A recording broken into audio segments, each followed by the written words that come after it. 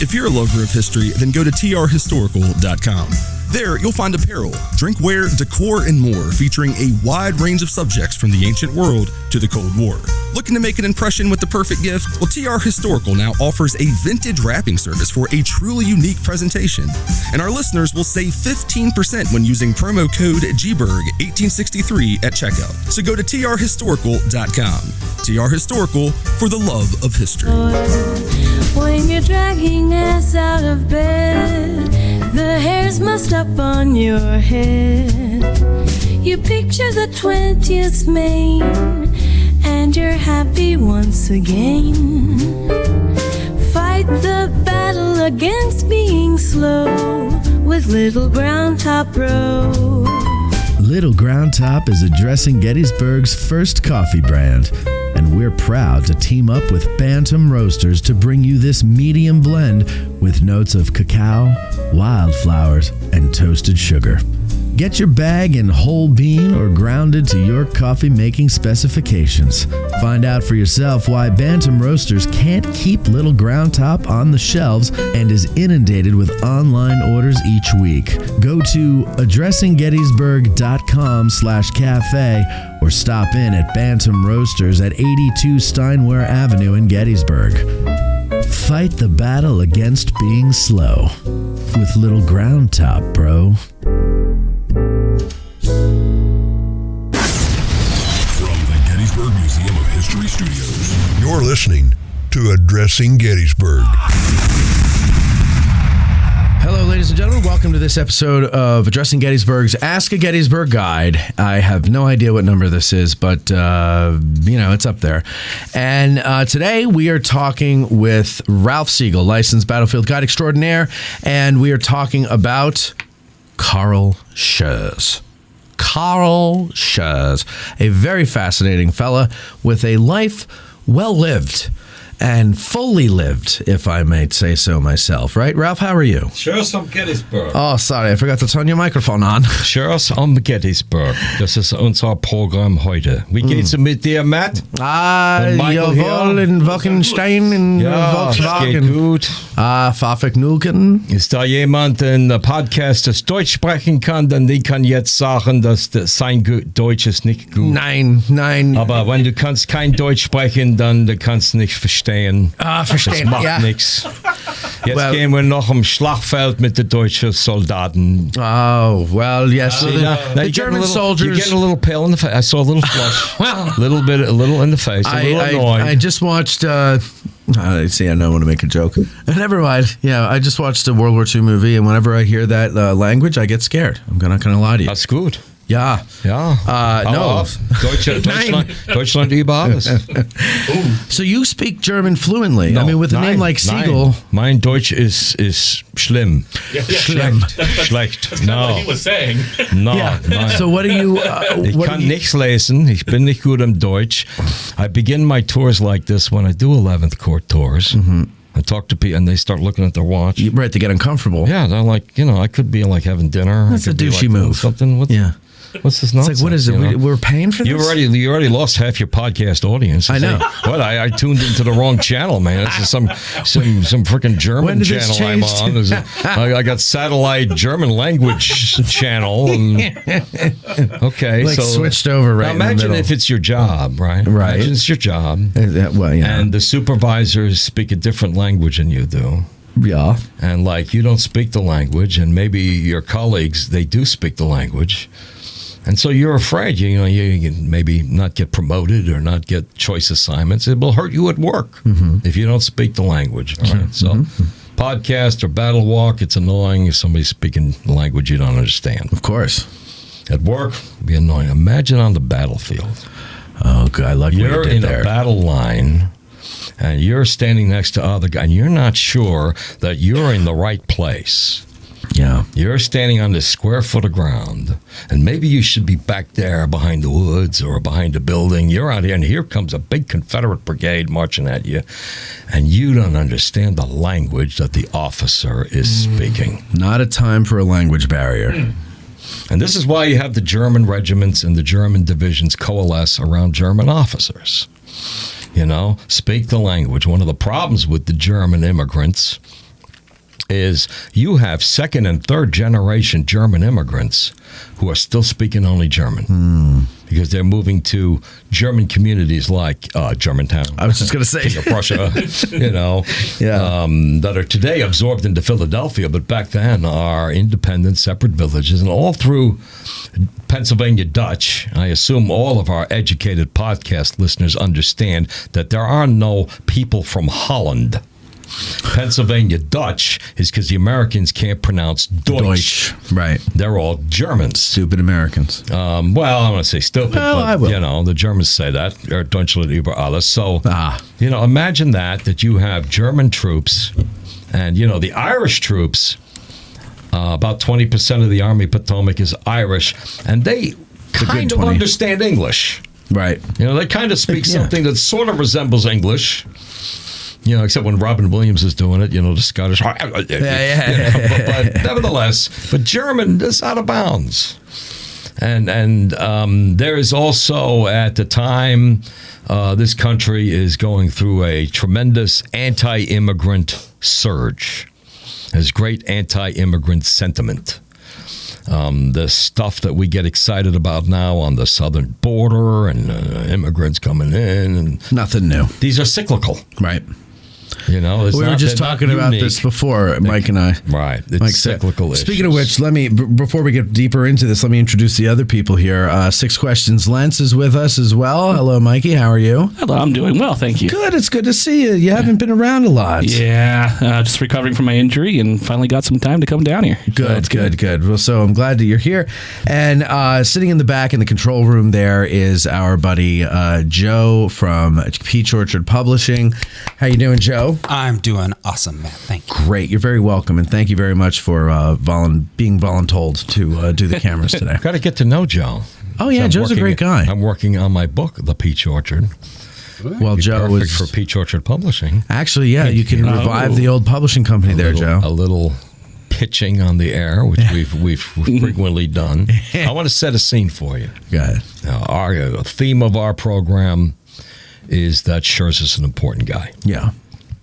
So I want to set a scene for you. Election Day, November 4th, 1862. Go ahead. Crucial election day.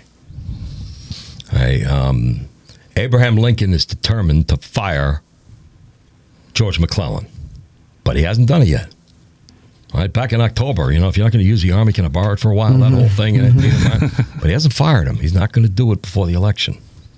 He's so worried about what's going to happen in the election. He doesn't want any negatives. Not going to fire McClellan until the day after Election Day. It's November 4th. He knows things are looking bad, and they go badly for the Republican Party. Lincoln, Republican, the Republican majority. Emancipation is a big issue. The Emancipation Proclamation, which has not taken effect till January, but is still publicly known. He announced it in September. So that's an effect on the polls. The conduct of the war, everyone was convinced the war would last 6 months. Well, by 1862, it's now finishing its second year. The government is raising taxes to fund the war. The Internal Revenue Service is being created to start taxing. We all hate them. There's dramatic inflation. The Republicans lose 21 seats. Wow. They had a 108 seat majority, drops down to 87.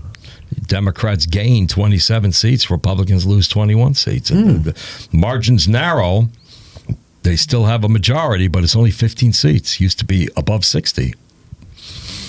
State of Pennsylvania has elected an anti-war legislature. New Jersey and New York have elected governors who ran on an opposition to war as their campaign. As one prominent author that I like very much, near and dear to my heart, wrote a touching it was me, and it's in the book.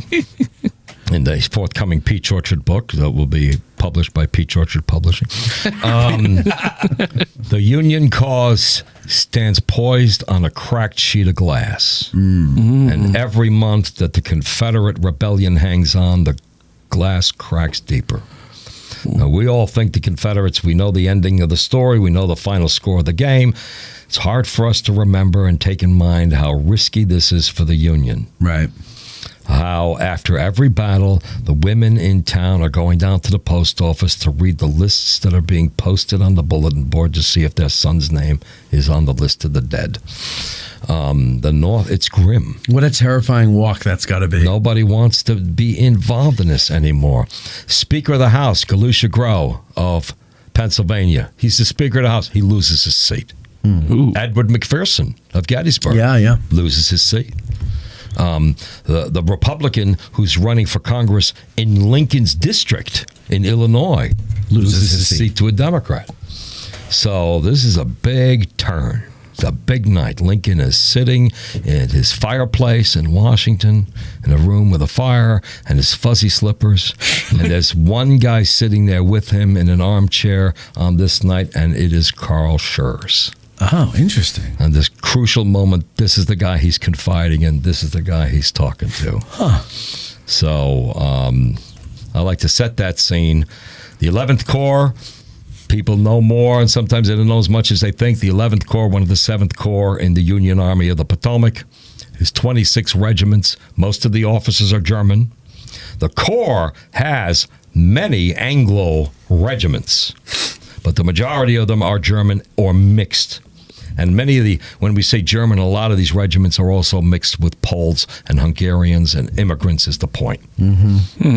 And there is a natural bigotry, anti-immigrant bigotry that has come in waves between 1840 and 1860. It comes and it goes. They had the Know Nothing Party, which was, the official name was the American Party. But when politicians were challenged as to whether they believed in the American Party, they would say, well, I don't know anything. I don't know anything about it. And that's how it became known as the Know Nothing Party. Severely anti-immigrant. So now we're going into, let me stay with the 11th Corps for a moment. A quote from Frederick Winkler, captain officer in the 26th Wisconsin. Oliver Otis Howard has been placed in command of the 11th Corps prior to Chancellorsville, replacing Franz Siegel. The German commander. Carl Schurz, as a division commander, is very upset about this. And he's writing letters to his pen pal, Abe, about how much he doesn't like all of this. So he's got a direct line into the White House. Oh, wow. And he's writing letters about, Hooker's a jerk.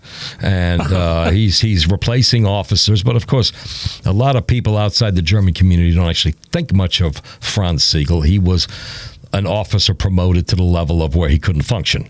And watching independent command, he wasn't that solid at it, objectively looking back. But at that moment, we're replacing a German general with a Bible-banging zealot who's yelling at everybody and makes you go to church and no more. And, of course, a lot of these Germans are kind of salty. Right. Von Gilsa is one of my favorite. Leopold von Gilsa, piano hall player and liquor dealer in New York City, and kind of a rough on the edge kind of guy. And Howard thinks he's insane because every other word out of his mouth is I swear. And he's not insane. He's just German. He's just German. Yeah. Fred Winkler, very little confidence is felt in General Howard. Troops without confidence in their leaders are worth nothing. Great-grandfather of the Fonz. No, he's not. No. But it could be. They, along with Howard now, they appoint Francis Barlow, commander of the 1st Division. There's 3 divisions of the 11th Corps. They put Channing in command of the division. And Channing is just he's an asshole. Unabashed racist. He writes to his letter, he writes to his mother, I've always been down on the Dutch. Indignation, they have indignation and disgust of the miserable behavior of the 11th Corps. Chancellorsville, these damn Dutch won't fight, their officers say so, and they say so themselves. They ruin all with whom they come in contact. So there's very harsh views about the Germans. The 11th Corps is on the flank at Chancellorsville, despite warnings to Howard that, there's a lot of guys coming around the woods on our right. Jackson's huge corps attack smashes into von Gilsa's brigade. It's the only brigade facing the correct direction. Right. Yeah. 2 other brigades will come to reinforce, but the attack is flanking them. So even if they hold the ground they're on, Hawkins Farm and other places, they're overwhelmed in the flanks, and they're driven back into the woods, and it's confusion and bloodshed all around. Is not imaginable there's any corps that could have done better. And about a week or two after the battle, the Germans are startled to find out that the whole defeat is their fault.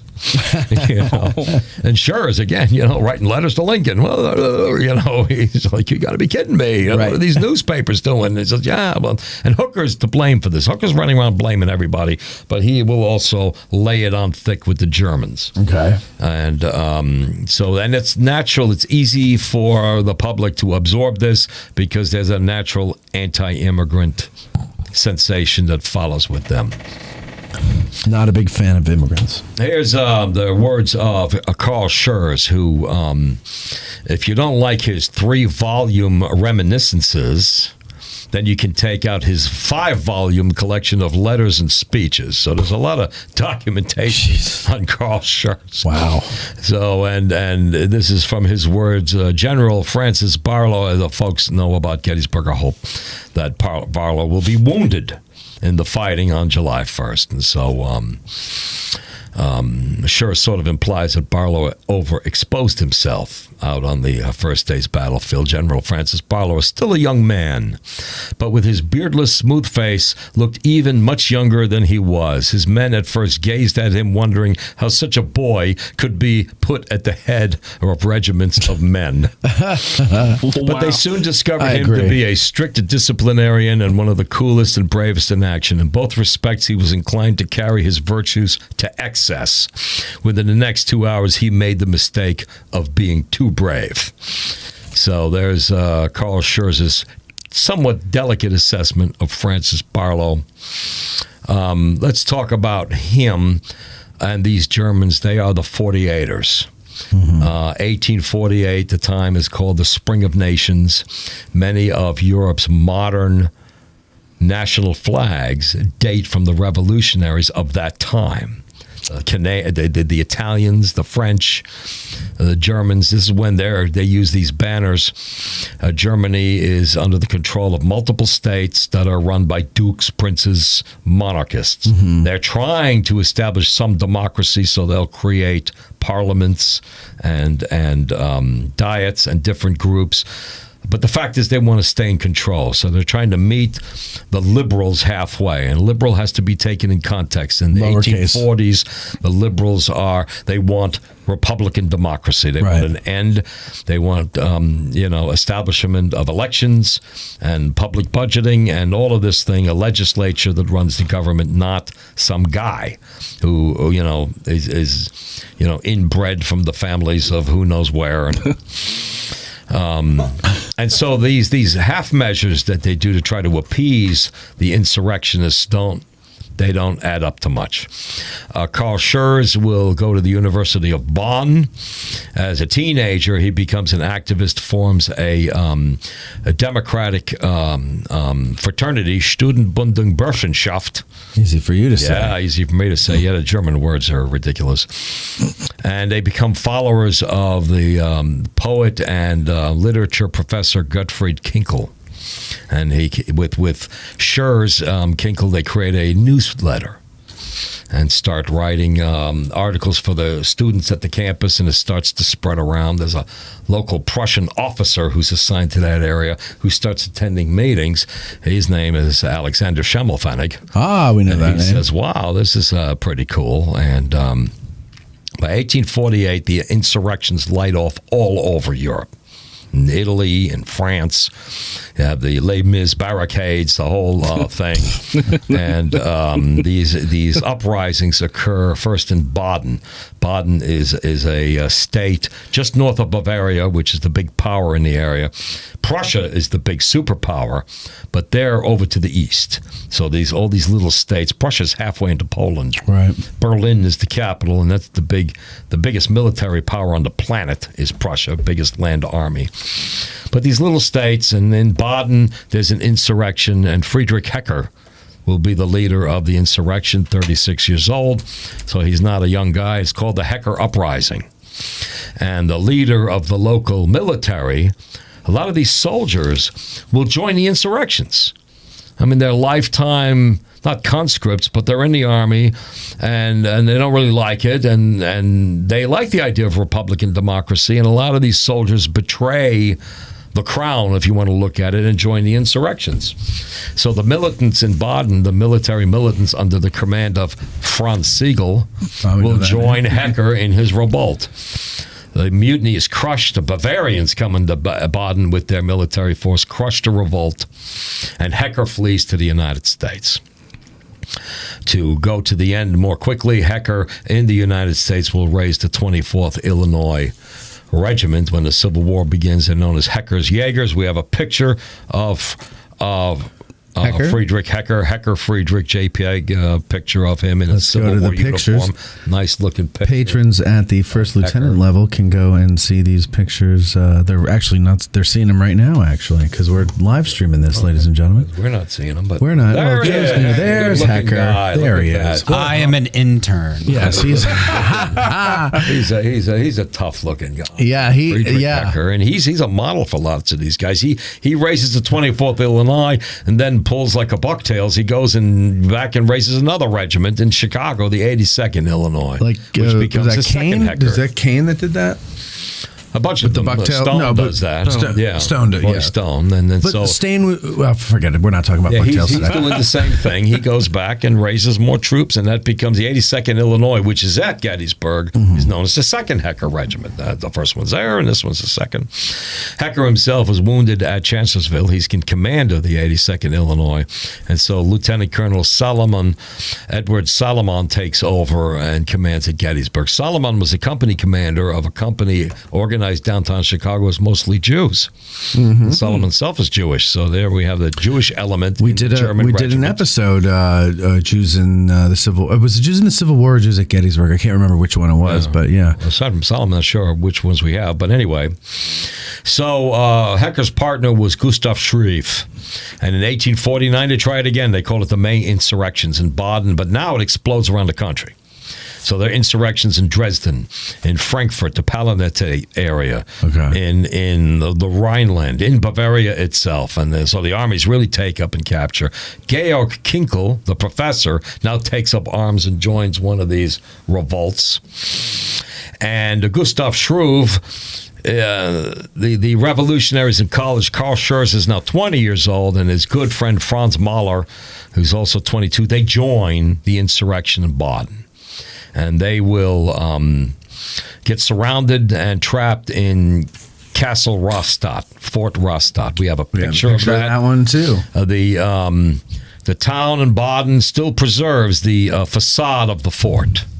So that's there. You can go see that today. That's the entrance to the fort. There was an entire fort around it. Now that's all that's left. The Fortress Rastatt. And they're captured in there. And Schurz, and this is bad. I mean, you don't want to do this. They're going to take you out and line you up and hang you. Yeah. And so Schurz and Mahler take the dignified way out. They crawl out through the sewers and get out of the fort and escape. But now they escape to Switzerland. The kid has a kid, 20 years old. We call him a kid. We call him a kid, 20 years old. That's a kid. Yeah, that's a kid. He's got a price on his head. He returns to Germany. He's going to get arrested, brought back to Baden, and strung up. Revolutionaries, no habeas corpus, no trials. You're a revolutionary, you die. We're trying to give you liberal reforms, but if you take up arms, we're going to kill you. Kinkel gets arrested, takes back to they give him to the Prussians. Georg Kinkel gets put in Spandau prison in Berlin. And Schurz, in a James Bond movie, slips into Germany in disguise with a bunch of compatriots, sneak all the way up to Berlin, and break him out of Spandau prison. Wow. And it's a dramatic escape. That is I see Daniel Craig playing a part in the movie. Yeah. Because, the Spandau prison is heavily guarded. It's a castle. How are you going to get him out? What's the strategy? These are Germans, all right? And if you wave a beer in front of a German, you own him. Right. And so they had a party, and all the guards got drunk, and they just walked out of the prison. Seriously? Yeah. It was that easy? Yeah, they bribed one guy, they got everybody else drunk, and they just walked out of the prison. So that's imagine the Prussians aren't too happy, but still. That's how they did the Lufthansa heist in, ballsy Goodfellas. move. They just snuck in there and got them all drunk. And it was a prostitute, but... So he escaped. We have a picture of Kinkle, I think it's called, the Kinkle. It's just called Kinkle, and it shows Kinkle and Shurz together after the student helped the professor escape from prison. So Kinkle and Shurz just partying. Shurz is got a set on him, Yeah. You really must have a set on you to be able to do that. Now, Switzerland's not that great. It's first of all, there's no media. It's not an advanced civilization per se. It's like you come to Switzerland, it's fine, make some cheese, get some steak, whatever, shut up. And they're never positive that the Swiss are all that neutral. German, Prussian secret police are all over Switzerland watching these guys, and they're afraid any minute I'm just going to get knocked over the head and thrown in the back of a wagon and taken back to Germany. Right. So London is the safe place. And so a lot of these revolutionaries go to London. Hecker originally went to London before he came to the United States. So Kinkle, Schimmelpfennig, Schurz, a lot of these guys, Mahler, they all go to London, where the grandfather of the German insurrectionists is holding court. His name, Karl Marx. Oh, Karl Marx. And so they all become acolytes and colleagues of Karl Marx, and they start to form in with him. This is how we're going to win our independence back in Germany. And they associate with Karl Marx. And Friedrich Engels is one of their colleagues. He was also arrested at Fortress Rastatt. He's a little older than Schurz, 28 years old, but he's there with the mutiny. So these guys are all connected. It's amazing. Karl Marx is probably the one person who has caused the most trouble in the last 200 years. And distorted. What's that? It's very distorted. The modern view of Karl Marx is distorted. If Karl Marx saw his painting in front of the Kremlin in Moscow, he'd throw up. They're about as communist as we are. That's a fascist regime. Well, sure. And Marx, freedom of the press, freedom of speech, freedom of transportation, none of which the Soviets do. No, of course not. Was he more of a anarchist than a... No. He believed in the rise in the workers. It was kind of unrealistic, but he arose the workers taking control of the means of production. He was a little crazy, though, wasn't he? Was he? A little mentally ill. He was a brilliant economist. His economic analysis was spot on. The understanding of capital and capitalism. He understood capitalism very well. Okay. The defects of capitalism he illuminated, and they would be solved in other ways, like the rise of the union movement, the rise of the middle class. These capitalists who are making stuff start to realize people have to buy the stuff.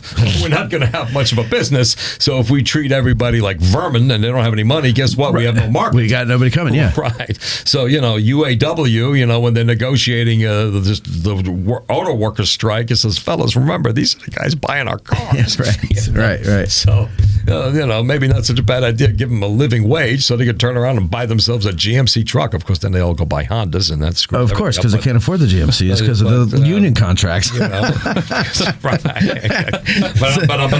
But the point is, there were developments in the 20th century he couldn't have foreseen. No. But his analysis was good. His analysis was solid on the problems of capital. Maybe was he bad then at communicating his analysis? Because I think his analysis well communicated. So then it was just And Schimmelpfennig leads a sort of a breakaway movement, the Democrats, and they want to sort of be a more democratic. We want to get back to the idea of we want to build Republican democracies back in the fatherland. Right. And Marx is like, that's a lot of BS, because they'll still be under the control of the capitalists. Look at the parliament. It's all capitalists. It's all the aristocrats. Right. The parliament's terrible.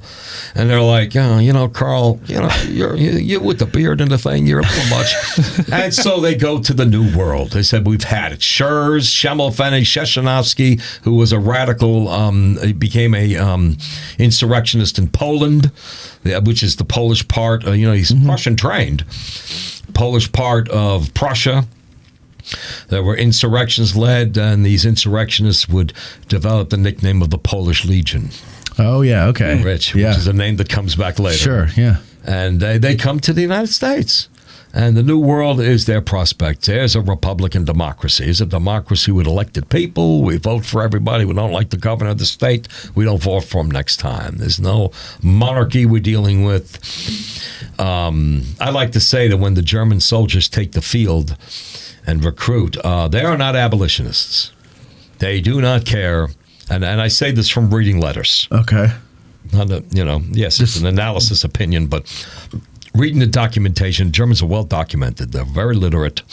They're writing in German, but a lot of it gets translated. I have a book that's a collection of all their letters home. And the overwhelming, there's no mention of slaves. No mention of slavery. No concern about the emancipation. That's not their issue. Either way. Right. So in other words, they're not mentioning pro or against slavery. Not even the top. Don't even care. But slave owners, them they don't like. Interesting. Somebody who comes out with 400 unpaid laborers and starts a plantation, and you're out here, farming your 80 acres. How are you going to compete with that? Right. That starts to build up. So the slave owners, the Southern aristocrats, reminds them of these guys back in Germany. And I think the Irish have the same sentiment. I'm not as familiar with the Irish documentation, but I think the Irish have the same sentiment. Black 47, the great genocide of Ireland, they all came to the United States. Now they see these slave owners from the South who want to disrupt and destroy the government because they don't, not to get in their way. Yeah. And they say, these are the landlords back in Ireland that were hanging the peasants from the trees and sending the food back to England while the people were getting kicked off the land and were starving. We recognize those guys. Yeah.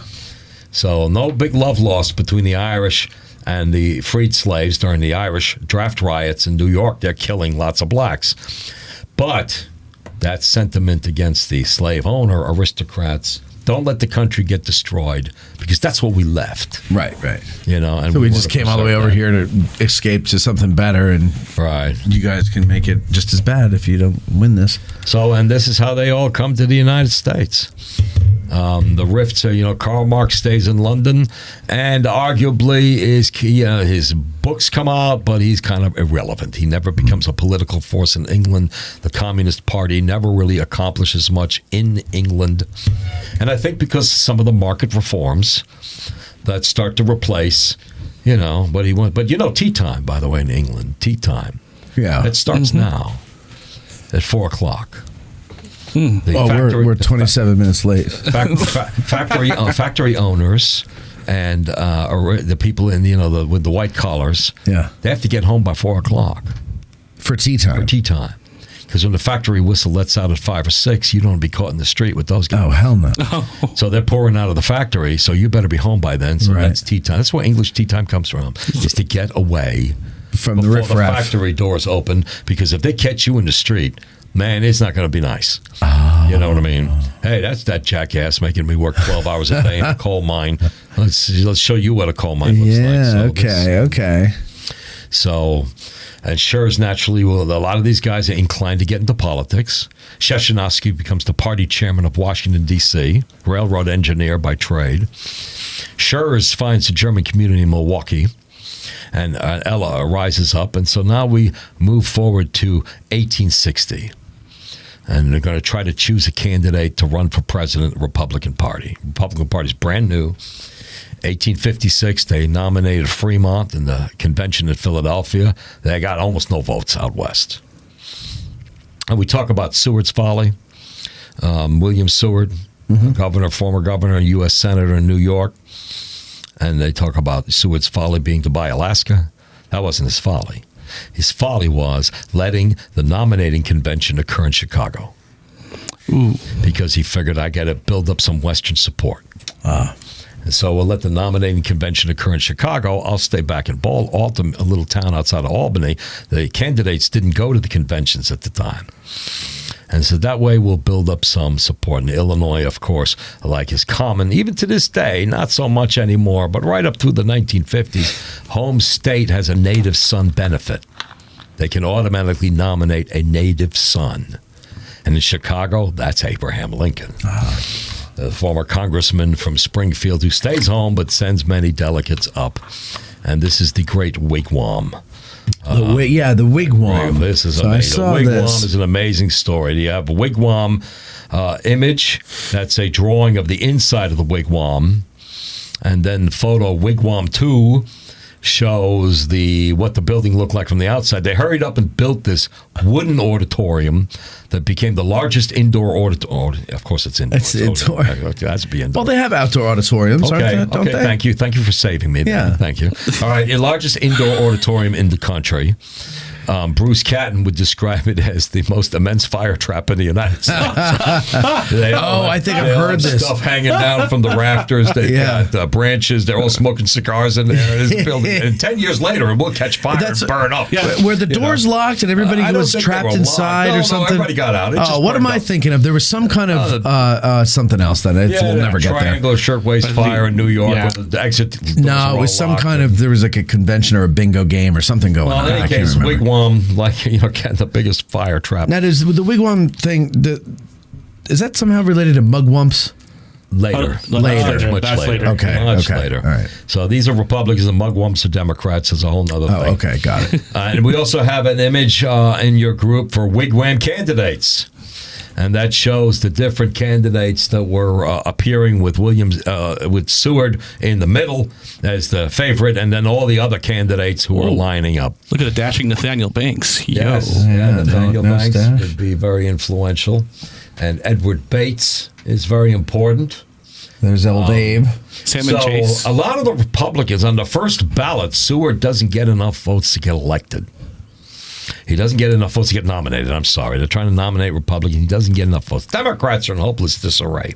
North and South, they can't get together. They had a convention in Charleston. It broke up without a candidate. They're going to try again in Baltimore. It's going to be a mess. Because the Democrats are really splitting North and South. Yeah. John Breckinridge, Stephen Douglas, the Southerners, Northerners, Democratic Party. So the Republicans see an opportunity. We're a unified party. The Democrats are a divided front. We have a chance to win. But we got to get votes. And now they start looking at Edward Bates. Now, Shurz comes into the convention, age 31, chairman of the Wisconsin delegation based out of Milwaukee. And he's a solid Seward guy. So he stays with William Seward the whole way. He arrives there. But they're starting to look at some of these other candidates are rising, like Bates, who's from Missouri, and Nathaniel Banks from Massachusetts. Nathaniel Banks has enacted anti-immigration laws. Or the legislature has. He signed them. So that even though you become a citizen, you can't vote for several years because the lower class peasant Irish have moved into Boston and they don't want them controlling the politics. And so they passed these anti-immigration laws. Well, there's not a lot of Germans going there, but the Germans and the rest of the country see these laws and say, that's bullshit. And it was like, but it's not meant at you. It says, I don't care. It doesn't matter. Yeah. We don't care. I mean, what are you talking about? It's not meant to me. If I'm an immigrant, I still have to wait. Yeah. That's so they're afraid. So they don't like banks. Now, hold on. Are they citizens? Yeah. So they're not just immigrants. They're naturalized. They become citizens. Okay. A few years residency working. So a few years after becoming a citizen, you still have to wait to vote. Well, that's only in Massachusetts. Massachusetts passes it there. Sure, because they're worried about the Boston Irish. So the Boston Irish can't vote. But the rest of the country look at that as pretty anti-immigrant. Yeah. And so the Germans coalesce in Chicago. They get a building they call the Deutsches Haus, and all the different German leaders form a coalition with the German delegates from around the country, saying, well, okay, I like Seward, and I like this guy, and I like that guy, but all of us don't like Banks. and also the party's starting to lead toward Bates because, I remember back then the deep south of the troublemakers. Of course. So there are 15 border states that have slavery that they're afraid they're not going to go for Seward. Virginia, Tennessee, Arkansas. And then, of course, Missouri, Maryland, all these states, they may not go with Seward. He may be because he's an outright abolitionist. Mm-hmm. And they're starting to lean toward Edward Bates. Well, Edward Bates was originally with the Know Nothing Party. He was originally anti-immigrant. So as his fortunes are rising, the Germans organize to put his fortunes back down and isolate him. And all of a sudden, this guy from Springfield that nobody's heard of starts moving up the vote counts. And on the second ballot, he comes in second to Seward because these other guys are getting eliminated. And part of it is the work of Schurz. Even though he's working for Seward, the Germans and the Irish leadership are nullifying the other guys. And by the third ballot, Lincoln wins because the Seward voters start to realize they can't get the majority. And Lincoln will take it and get nominated. Illinois Central Railroad organizes a special train car, their best locomotive, decked out 3 trains for the Republican leaders to all take the train from Chicago to Springfield to meet the guy that just won the party nomination that none of them ever met. Schurz is on the train.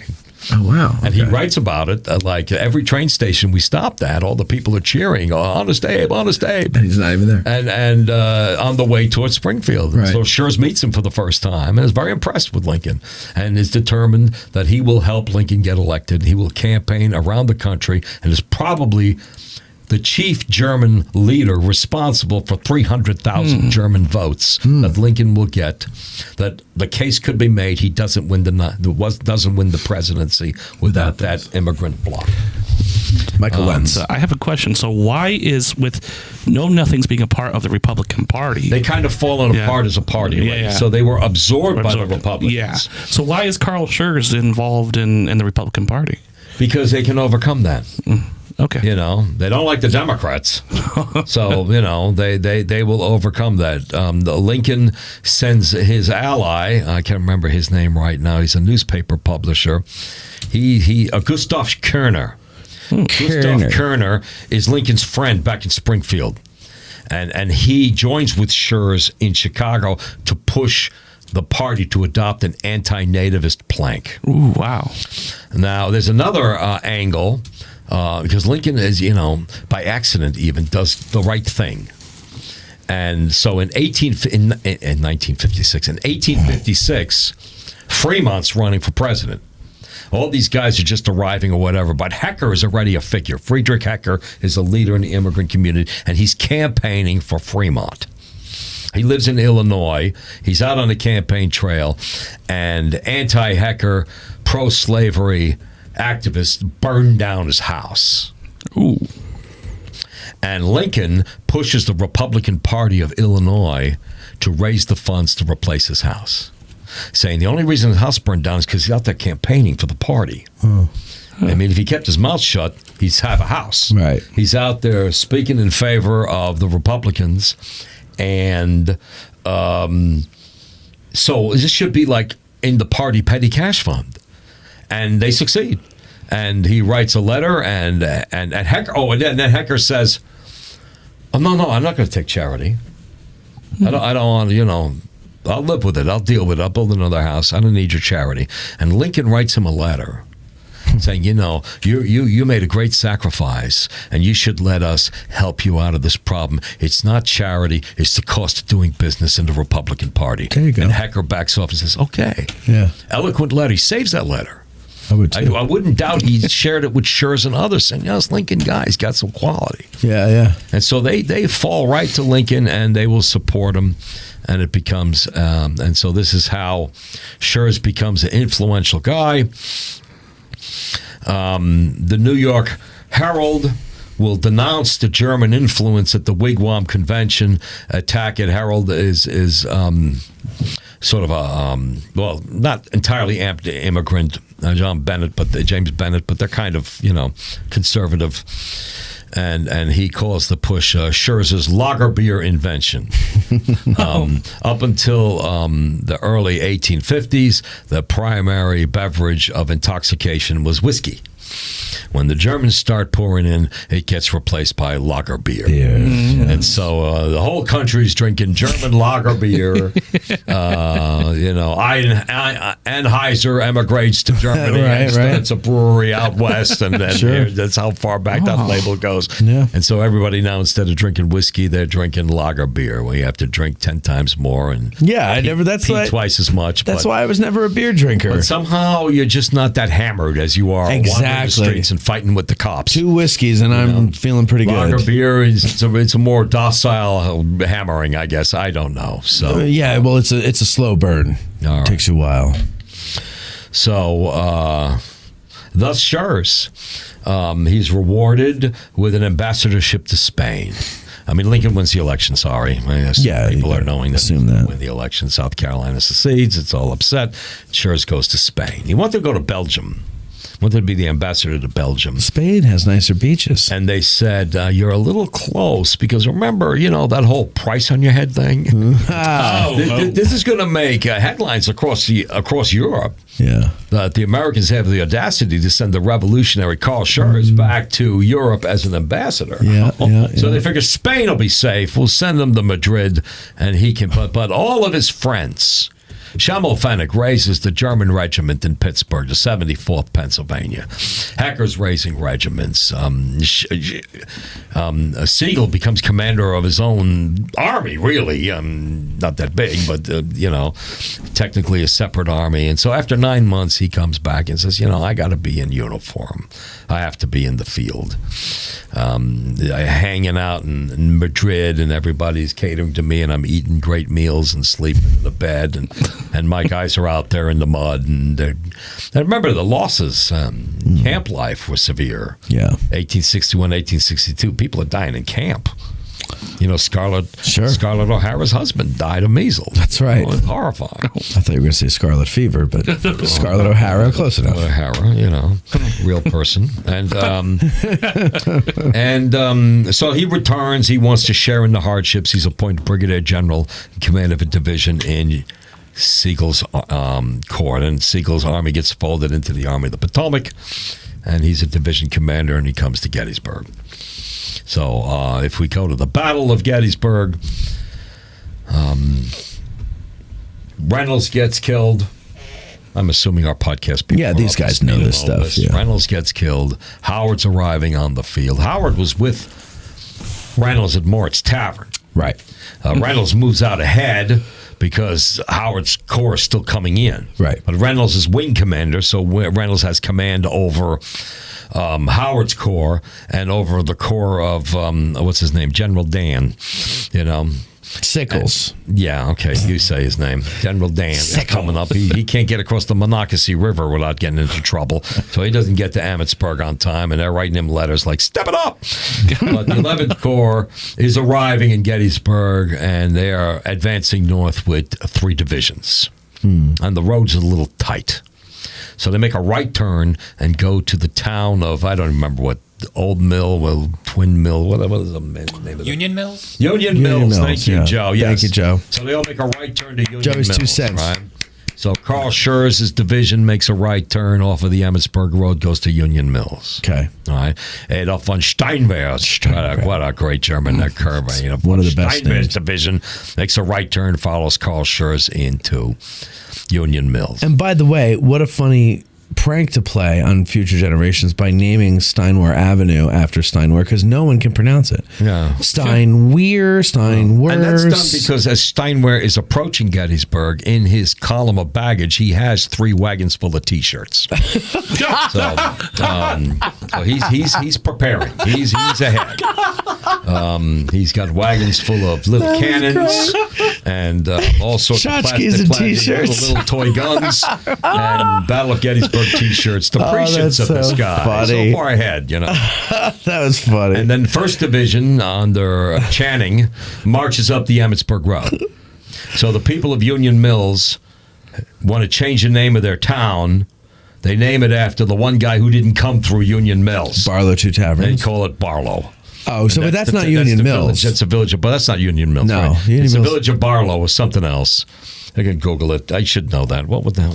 Google it, Joey. It might be in my notes here. Hold on a second. Let me find and hunt for Barlow. Barlow 2 Taverns, right? Is what you're talking about? 2 Taverns is another place. Okay, 2 Barlow Taverns is still 2 Taverns. But that's Barlow 2 Taverns Road. Barlow, Pennsylvania, right? Is that what we're...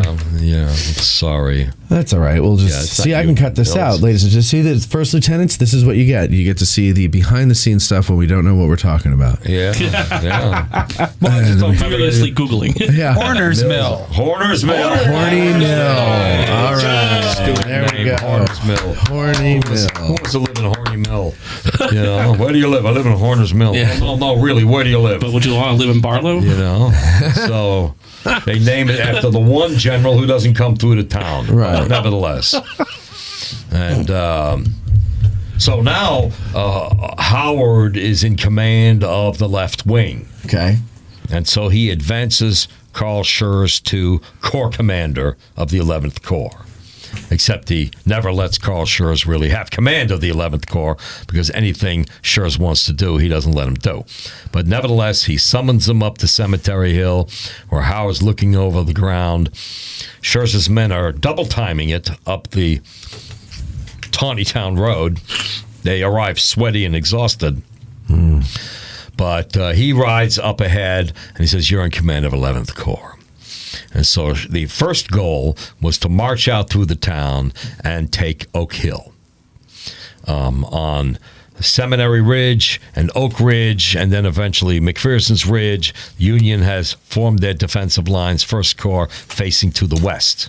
11th Corps is going to come in behind them and extend their lines out to Oak Hill. Problem is, when they pass through the town, and people need to understand, they don't need to understand anything, but you know the old dorm in the college? Yeah. That's the end of town. Yes. Everything else is, so that open No, they need north to, they plain, need to understand that. Yes. the open plain that we're talking about, the North Plain, is half the size of what it should be. Right.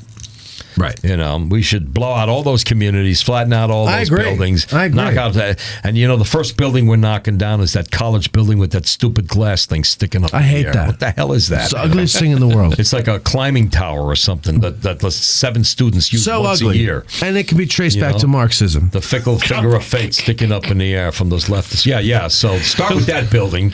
But then, of course, we're kidding everybody. Yeah, All we our are. friends live on Broadway. We're not going to knock down the college fraternities first. Broadway's well, the fraternities we can get rid of. The Pizza House, that's where we're starting. No. Yeah. But so the North Plain is quite large. It's, the old dorm, the college administration building today is the end of town. And this is where they now deploy. And Howard tells Schurz how to deploy, and his deployment is not good. He takes Schimmelpfennig's brigade, moves it forward, places it under Schimmelpfennig is like taking division command technically, but there's not real evidence that he does that. And he takes 3 regiments and deploys them all the way forward into a long skirmish line between Mummersburg Road and the Carlisle Road. Now, 3 regiments. 3 regiments. Full spread regiments. out. Yes, 45th New York, 61st Pennsylvania, 61st Ohio, 74th Pennsylvania, spread out on the line. So the 11th Corps does not have a lot of men. This is a bad line. Right. It's a terrible position. It's a terrible, and it's what Howard told him to do. And he's using 3 regiments. So not great for Schurz here, but it's what he's told to do. Right. I imagine Sheshanovsky riding up to him saying, "What the hell is this? What do you think that's going to accomplish?" Now, you just said Sheshanovsky. For people who are like, what the hell is he talking? I've never seen that name, Sheshanovsky. Kriskanovsky. Chris, right. Kriskanovsky. Kriskanovsky.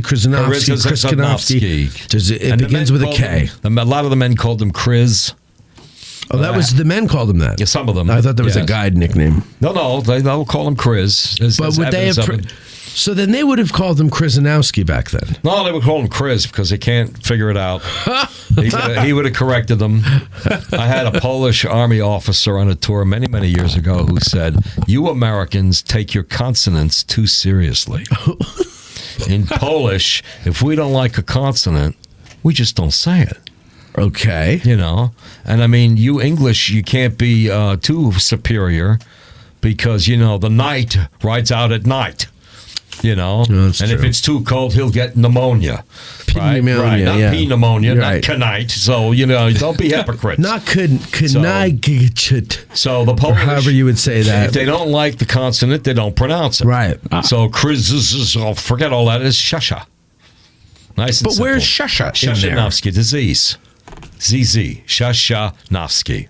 The other letters we're ignoring. I love it. Shasha Gabor. Shashanovsky. Okay.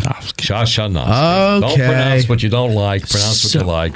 Shashanovsky. Well, now I want to learn Polish. Like Shapanovsky. Shapanovsky. Yeah, they want to change his name because he wants to go play piano in Paris and shorten it to Chopin. Oh. Brilliant. So I always wondered why. Shashanovsky Here he is, and he rides up to Schurz. What the hell are you doing? What is this line? He goes, I know, Howard wants us to set up a skirmish line. If the Confederates attack, they're going to blow through this. Right. And plus, if we want to attack, we can't. But Robert Robert Rhodes's big division has just arrived on Oak Hill. Yeah. And his blocking force, protecting his left flank, facing, the southward facing, is George Dole's Georgia Brigade. Right. Georgia, they could blow through the line that the Union has formed, except that's not Dole's job. Right. Dole's job is to hold the line on the Carlisle Road and just hold the position while the rest of Rhodes's brigades do all sorts of fun things like attack. Right. And Dole's is just holding to make sure their left flank doesn't get turned. So Dole's is looking at, these German regiments and the Ohio troops and the 45th New York, which is mostly German. And they're like, okay, well, you can't attack us from that ridiculous position, but we're not attacking you either. And we're just all holding our lines. Schurz does put 2 big regiments in reserve in case that long umbrella line gets punched. So he's got the 157th New York on the left in solid position and the 82nd Ohio, the 82nd Illinois, Edwin Solomon's regiment, the Chicago Germans, in the back. So this is not terrible. Right. The better move is that he takes his next brigade, Sheshanovsky's brigade, and keeps the entire brigade in reserve, right on the spot that the Adams County Historical Society Museum is on now. But at least they acknowledge it upstairs in the gallery, saying, yeah, we're right on, sorry, we're right on Sheshanovsky's spot. I got a question. But Joe from Peach Orchard Publishing with a question. Go Just ahead. call me Joe. Thank you. So at this point, why is Howard? So he's leaving a third of his corps back on Cemetery Hill. He leaves one division on Cemetery Hill, and then why is he abdicating the responsibility of the actual battle north of town? That's easy. Go ahead. Why he's abdicating what now? He's abdicating the battle. Basically, so where's Howard at during that? He's on the Fontstock house. Wait, what do you mean he's abdicating the battle? Well, I don't know if he's really taken tactical control of the situation. I mean, I wouldn't argue with that because I don't think it's, all apologies. I don't know if one among your podcast listeners is our friend, former Ranger Chuck down in Texas. I hope he's not on the air because if he is, he's about to leave because he's a big defender of Howard and I'm not. I don't think much of Howard. Howard. We like to call him. Howard. But Joe, I just want to clarify. When you say he abdicated control of the battle. Well, he's not moving troops around. No, he's not. Oh, I see what you're saying. Where it is, and I'm not a big fan of Abner Doubleday either because he takes the best brigade that he has available, moves them all the way through the Herbst Woods to the other side, and he leaves them there. Yeah. That's where their monuments are today, so that's convenient. But he leaves them out there, and they get murdered out there. He should have pulled them back on another line. Reynolds was moving into the Herbst Woods to keep his line from getting flanked. His first line is Lysander Cutler's line on McPherson's Ridge north of the Chambersburg Pike. That's his initial battle line. Those are the troops firing the first shots, including the 56th Pennsylvania. German coal miners from Easton. They do fine.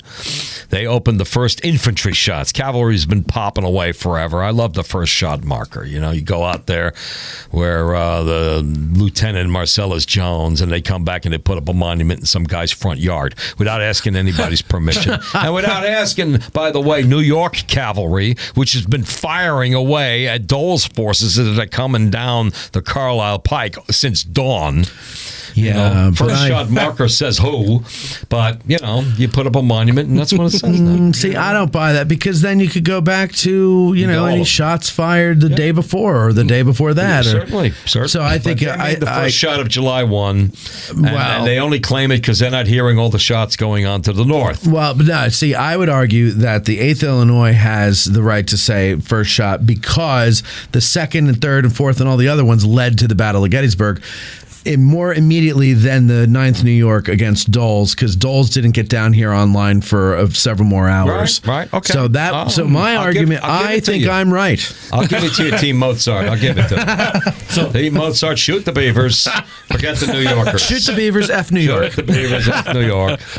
So, never mind all those lovely little birds that are hanging around in the Plum Run wetland. That is the nice byproduct of the beavers being there. Some good birding going on. Great birding. Most of them left now, so now we can open the beaver. So now we can get rid of the beavers. Waders and the shorebirds have headed on their way south to Guatemala or wherever they're going. Yeah, good. And I think we should not have a place for them. Although there's a really good great blue heron wandering around. Oh, I know. There's a couple of them. I saw 2 the other day. Yeah, anybody who ever wants to quarrel with the claim that the dinosaurs evolved into the modern birds, that those are the dinosaurs today. All you got to do is watch a great blue heron hanging around. I mean, it's a pterodactyl. It's a pterodactyl, yeah. It is totally a Absolutely. pterodactyl with feathers. Yep. And they're nasty. They look at you. They're scary. When you look at you, like, I'm going to come over and eat you. And you get into your car. You're like afraid. I mean, But they're gorgeous. Big, nasty looking. Well, yeah, they're beautiful, man, especially when they're flying. Yeah. And you can hear them. I mean, we're so far afield. Let's get back to the know what we're talking about. So I have a question. Okay, bring us back down. Mike Lentz. What was the relationship between Schurz and Howard at this point? Not good. How was their working Schurz relationship? is still writing letters. He doesn't like him. And Schurz is infuriated that we are getting blamed for Chancellorsville. He's infuriated about that. So, yeah, he's not good with Howard. And I don't think Howard thinks much of him, which is probably more important. Because he says, you're in command of the Corps. Lay out the forces the way I tell you. So it's Schurz who puts Sheshanovsky in reserve. Sheshanovsky tells us that. But this 3-regiment skirmish line that is it's way too thin. There's no reason to have all those guys on a skirmish line. They're not going to be a hold anything. Half of them are going to become prisoners. Right. Because they can't get back in time. But he's got 2 regiments in reserve, and he's got his entire next brigade sitting in the Adams Historical Society parking lot, held back, and they're getting hammered with artillery, and they will move around back and forth. So that's Sheshanovsky. We have a nice picture of Sheshanovsky. Oh, we got a picture. It's not a common photo.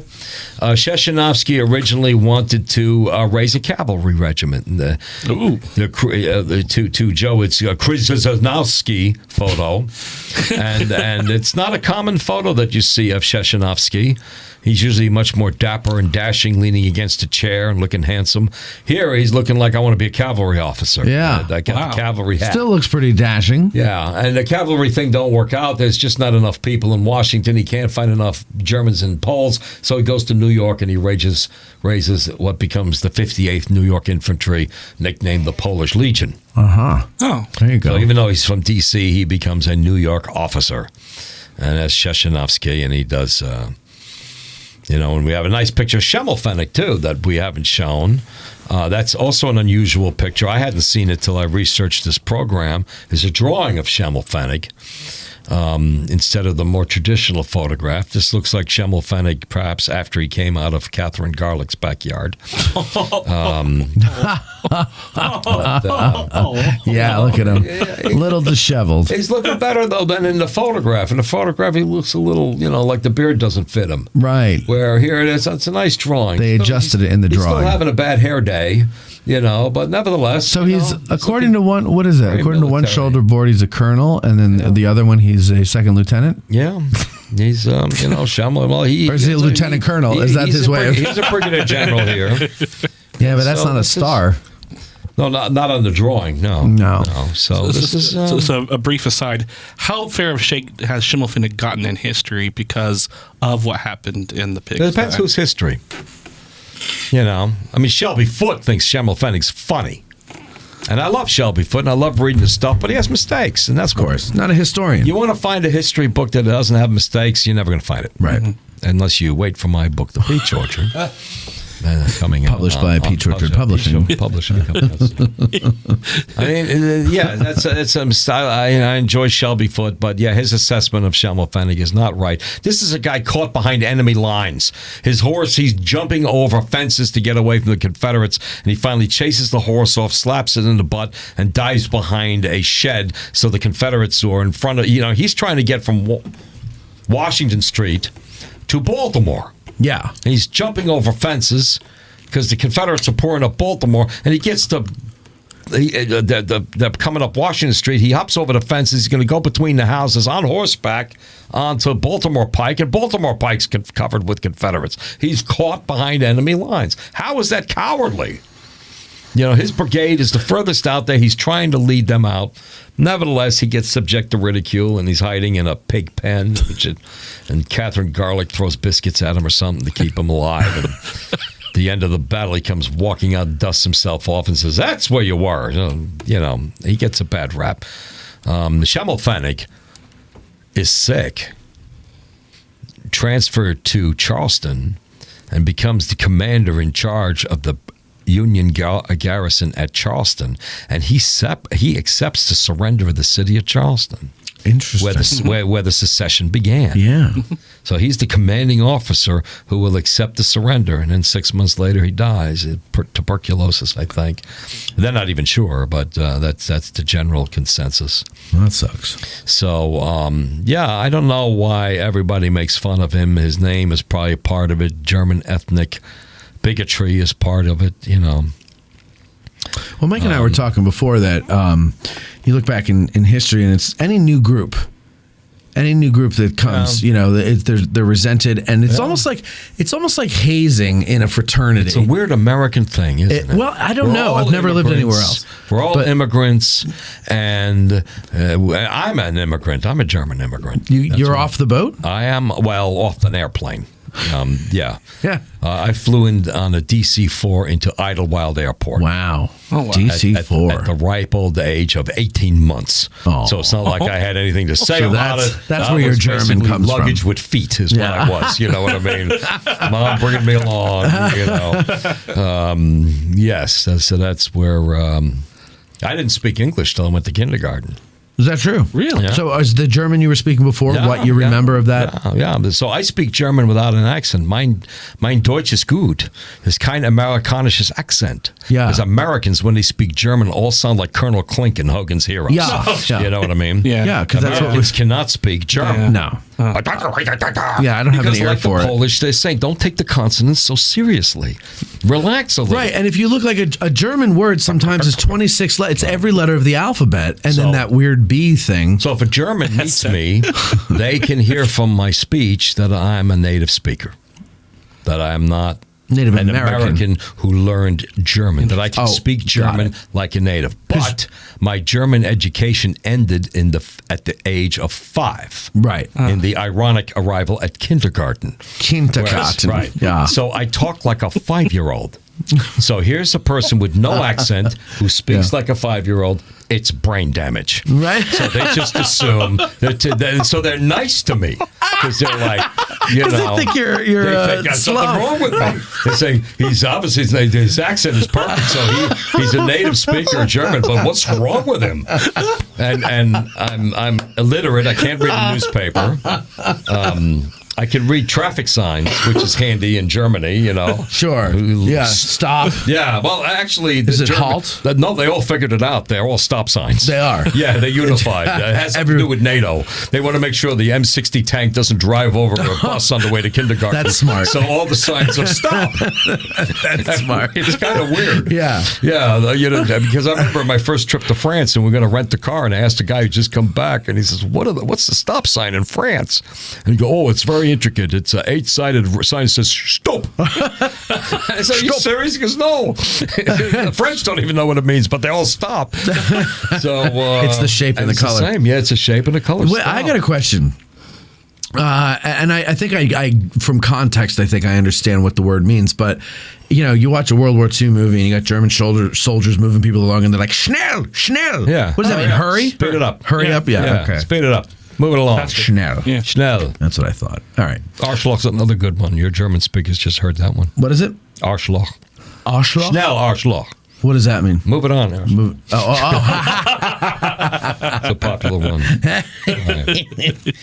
I wish I could speak German. Now the second division arriving, which is 1st Division, Channing's division arrives to the right of Sheshanovsky. They form a line. And the line's not terrible. And intel has come in from Devon and other cavalry that there's guys coming down on the Harrisburg Road. This is Jubal Early. We like to say at Gettysburg, Early was late. Early's division's arriving on the old Heidelberg or on the old Harrisburg Road. He's coming down. And I like Channing's statue on Blocker Knoll. I won't follow the government in renaming it for that guy because his statue's facing Oak Hill. Because that's where he wanted to attack. He wanted to conquer Oak Hill. So he's assigned to position right in line with Crawford House on Broadway, right in that line. Modern day Broadway, there's nothing there then. There's a little creek and there's a bit of an embankment, so it's not a terrible position. And basically, Barlow pulls a General Dan a day ahead of time. He moves up to the high ground. But the Peach Orchard, it's Blocker Knoll. Okay. And he'll move up. And Schurz is like, where is he going? I didn't authorize that. And so Barlow positions his two regiments, his two brigades, one at an angle into Barlow's Knoll and skirmish line down to Rock Creek, and von Gils's brigade on the right holding the right flank of the hill and out to the Harrisburg Road. And here comes, John Brown Gordon's brigade is going to just smash into them. The position's terrible. And people say, well, they got overwhelmed. Between Schurz's division and now his corps command, right, and Barlow's division, they got more men than the Confederates are hitting them with. They should be able to hold. But they're smashed. They're crushed because the line is so bad. It's a bad line. Now, when Barlow moves troops up, specifically the 75th, 25th Ohio, and others in the 107th Ohio up to the Knoll, Doles changes his attitude because he's been in a holding position, but now he sees his force coming in. His skirmishers were up on that hill are driven back. And that's never good when your skirmishers are coming running back because they're rarely in a good mood when they're doing that. Right. They're falling back saying, and they're pointing to Blocker Knoll. And Doles reacts and shifts two regiments of his four to face Barlow Knoll and attack. Right. At the same time that Gordon's Georgia Brigade is crossing Rock Creek and attacking. Couldn't have been better if they planned it out. And there's no documentation, but it is common sense. Doles knows his business. Gordon's one of the best infantry officers of the war, that they're communicating with each other. Of course. Sending a rider over. Maybe Doles himself rides over. They just don't write it all down. Right. So nobody documents that. But he's like, you coming in now? Yeah, my guns are firing from the Lutheran homes, and we're going to strike Blocker Knoll. Okay, good, because I'm afraid of what they're doing over there. And so Doles orients his brigade toward Blocker Knoll. Gordon's hitting Blocker Knoll, and Cheshinovsky and Schurz gives orders to Cheshinovsky. That knucklehead, I'm sure he didn't say that. Das Idiot. Let's see, what does he say? I'm moving up and down a little here on my notes. You give me a moment. Okay, that's... Son of a bitch. All right, I'm Goddamn son of a bitch. You can't say that. I discovered that General Barlow had moved forward his whole line, thus losing on his left the connection with 3rd Division, his division. Okay. Moreover, the 2nd Brigade of the 1st Division had been taken out of its position and echelon to the right of the 1st Brigade. I immediately gave orders to reestablish the connection by advancing the right wing of the 3rd Division. That's Cheshinovsky. He's at, he's in the Beyond the Battle Museum. They're looking at Tim Smith's boulder display. And, get back out here. You got to remake the connection. Now, the landscape over there, I think, has been a bit damaged. And I think it's more bumpy. And that Cheshinovsky's brigade may not have been visible to George Doles from their position. If you stand at the very lowest ground where the sewer drains are, the storm sewer drains, between the soccer fields at the college. Yeah. You stand at that low ground, you can't see Blocker. Yeah, okay. So it's all speculation because it's all bulldozed. It's all different now. Thanks to Gettysburg College. Yeah. But that ground might be low. There was a prison built where the museum is now. Well, how much damage did they do to the flow of the ground? Sure. You know, bulldozers, and then so I think there's a good chance Sheshanovsky's moving in the blind, heading toward Doles, and Doles doesn't see him because Doles talks about being surprised by a large Union force coming in on my right. So while he's focusing on Blocker Knoll, here comes Sheshanovsky's 4 regiments in battlefront coming right at him. And my argument will be that that these guys will really make a fight. That Sheshanovsky's brigade performs as well as any brigade in the battle, because they're going in here and they will slam into Dole's brigade, and there will be a heavy fight on what is right along today Howard Avenue. Yeah. And they're within 50 yards of each other. Here's some more of Schurz. My right was becoming seriously overlapped. I had ordered General Barlow to refuse his right wing, that is to place his right brigade, Colonel von Gilsa, a little over to the right rear of his other brigade, in order to use it against a flanking movement. But I now noticed that Barlow, be it that he had misunderstood my order or that he was carried away by the ardor of the conflict, he's being charitable, and advanced his whole line and lost connection with my 3rd Division. And he pushed his brigades forward. So I hurried one staff officer after another to General Howard with the urgent request for one of his 2 brigades to protect my right against an impending right flank attack. Our situation became critical. As far as we could judge from reports of prisoners and from what we observed in our front, the enemy was rapidly advancing the whole force of at least 2 of his Army Corps. Okay, it's not, but still, these freaking out. And here, the message that's never sent, Howard will send in his official report. General Shurz, who was engaged with a force of the enemy much larger than his own, no, not really, asked for a brigade to be placed in echelon on his right. Channing moved up. That's a gap. Give me one of the brigades on Cemetery Hill to plug that gap. Right. Ooh. I replied that I could not spare any troops. And then in my imagination, Schurz will send an ESP message back. Do you want to define for me what Corps Commander means? Because I don't understand. You know, if Steinwehr has 2 brigades and I'm in command of the 11th Corps, I can take one of his brigades and move it up. And you said no. So I'm not really the Corps Commander. None of this happens. Right. But it's like Schurz is pissed. Well, yeah. Barlow's line collapses.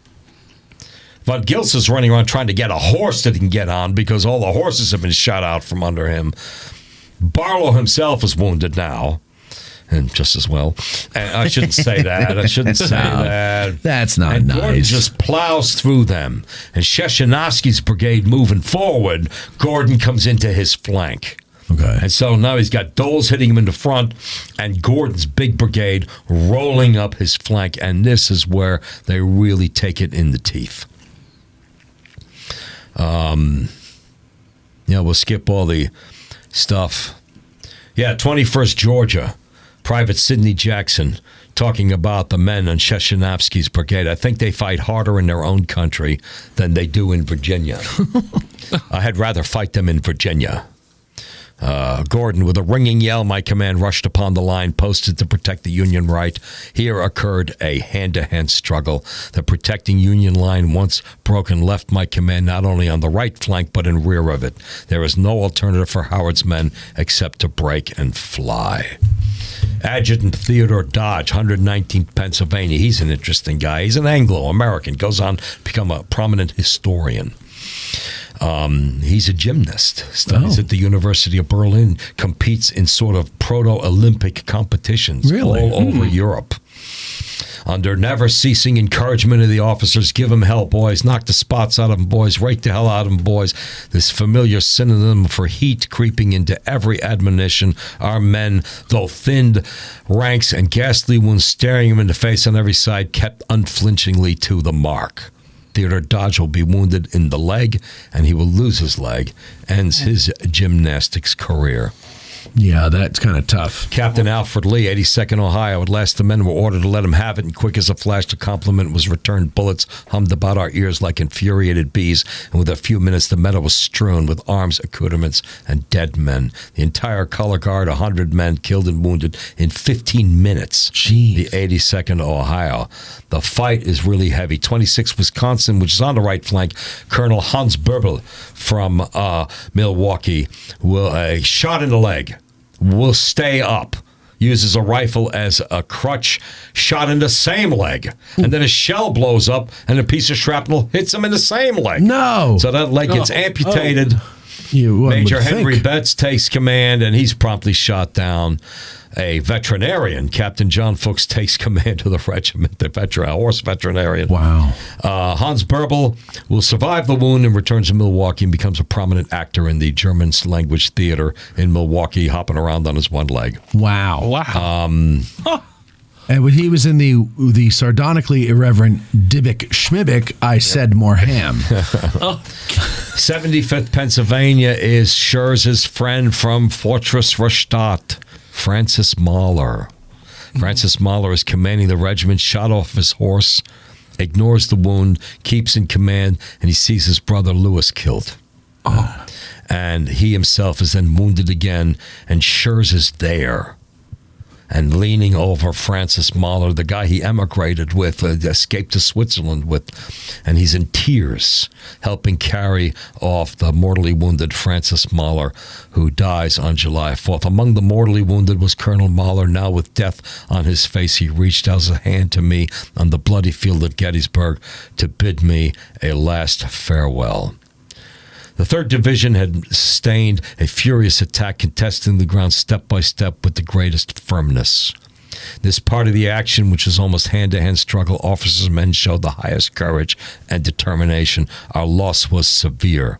The 2nd Brigade, 3rd Division lost all of its commanders. Several regiments cut nearly in half, killed and wounded, being flanked on the right and on the left. The situation was desperate. Gettysburg resident Lieutenant Henry Hauschild marching in to battle, waving to his friends and neighbors who were happy to see Henry. He's killed out there on the field. Yeah, I could, we'll be here till 9 o'clock at night if I keep reading all the... Krashenowski himself, Sheshenowski, the troops were sweaty, blackened by gunpowder. They looked more like animals than human beings. The portrait of battle was a portrait of hell. There's the name of our episode. Portrait of Hell. I like that. Sheshenowski's horse falls on him. Mahler is down. Major James Robinson, the 82nd Ohio, thinks they're down. He doesn't know Sheshenowski's getting back up. He calls a retreat, and then he's promptly wounded. But this now, Sheshenowski's brigade falls back, falls through the town, and they fall back. 82nd Ohio, 58% casualties. Robinson wounded. 75th Pennsylvania, 53% casualties. Mahler mortally wounded. 119th New York, 55% casualties. Colonel John Lockman mortally wounded. 26 Wisconsin, 50%. Hans Burbel wounded, loses his leg, gets an actor's equity card. And so they put up a tough fight. It has been represented by some writers, Southerners, that the Union forces on the first day of the battle were utterly routed and fell pell-mell into the town. This is far from the truth. That there were many good stragglers hurrying to the rear in disorderly fashion, as is always the case during a hot fight, is true. But the retreat through the town was more or less orderly. The streets were crowded with vehicles of every description, which offered passing troops troublesome obstruction. This is important. This is going to piss off some of your podcasters. They're ready to tune out already. They're ready. It is also true that the 11th Corps men complained that when they entered the town, it was already full of 1st Corps men. Oh, snap. Ooh. Carl, baby. Oh. Well, it was the wounded. 11th Corps goes south, joins Sherman's army, who fights in the Chattanooga campaign, the fight at Lookout Mountain. Schurz's division will be involved in the fight at Lookout Mountain and Missionary Ridge, the Battle of Wahutachi, that's carried by Steinwehr's division, opening up the Cracker Line that begins supplying food.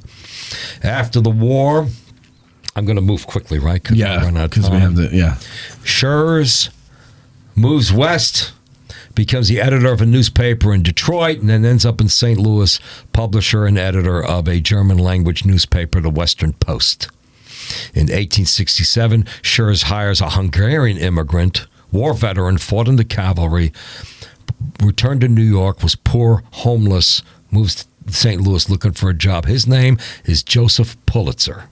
No. And he trains Pulitzer in the journalism work. Pulitzer, of course, will return to New York and publish the scandalous New York World, which is full of investigative stories and sexual scandal. Yes. So it's a real rag, right, but in many ways it begins investigative journalism.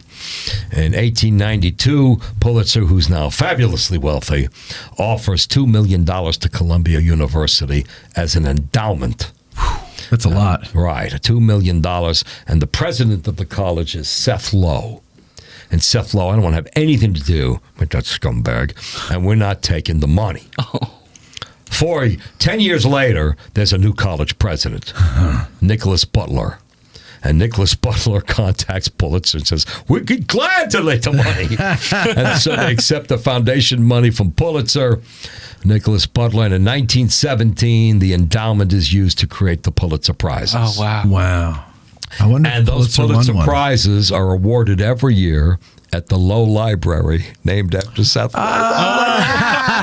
So you get a little last stab in the eye. That's funny. Schurz becomes the leader of the liberal Republicans. They break from Grant. Schurz is the first German elected to the United States Senate out of St. Louis, becomes a U.S. Senator at the same time that Grant's win the presidency. But our Carl Schurz is not a perfect guy. He's not so big on black rights. He does not like Ulysses S. Grant's Reconstruction. Grant forms the Justice Department to crack down on the Ku Klux Klan. Schurz believes that's an excessive use of federal authority. So Schurz will help form a runaway party called the Liberal Republicans. They nominate the newspaper editor Horace Greeley to run against Grant in 72. Grant murders them and the whole party, not literally murders them, but in the election result. And the Liberal Party is a flash in the pan.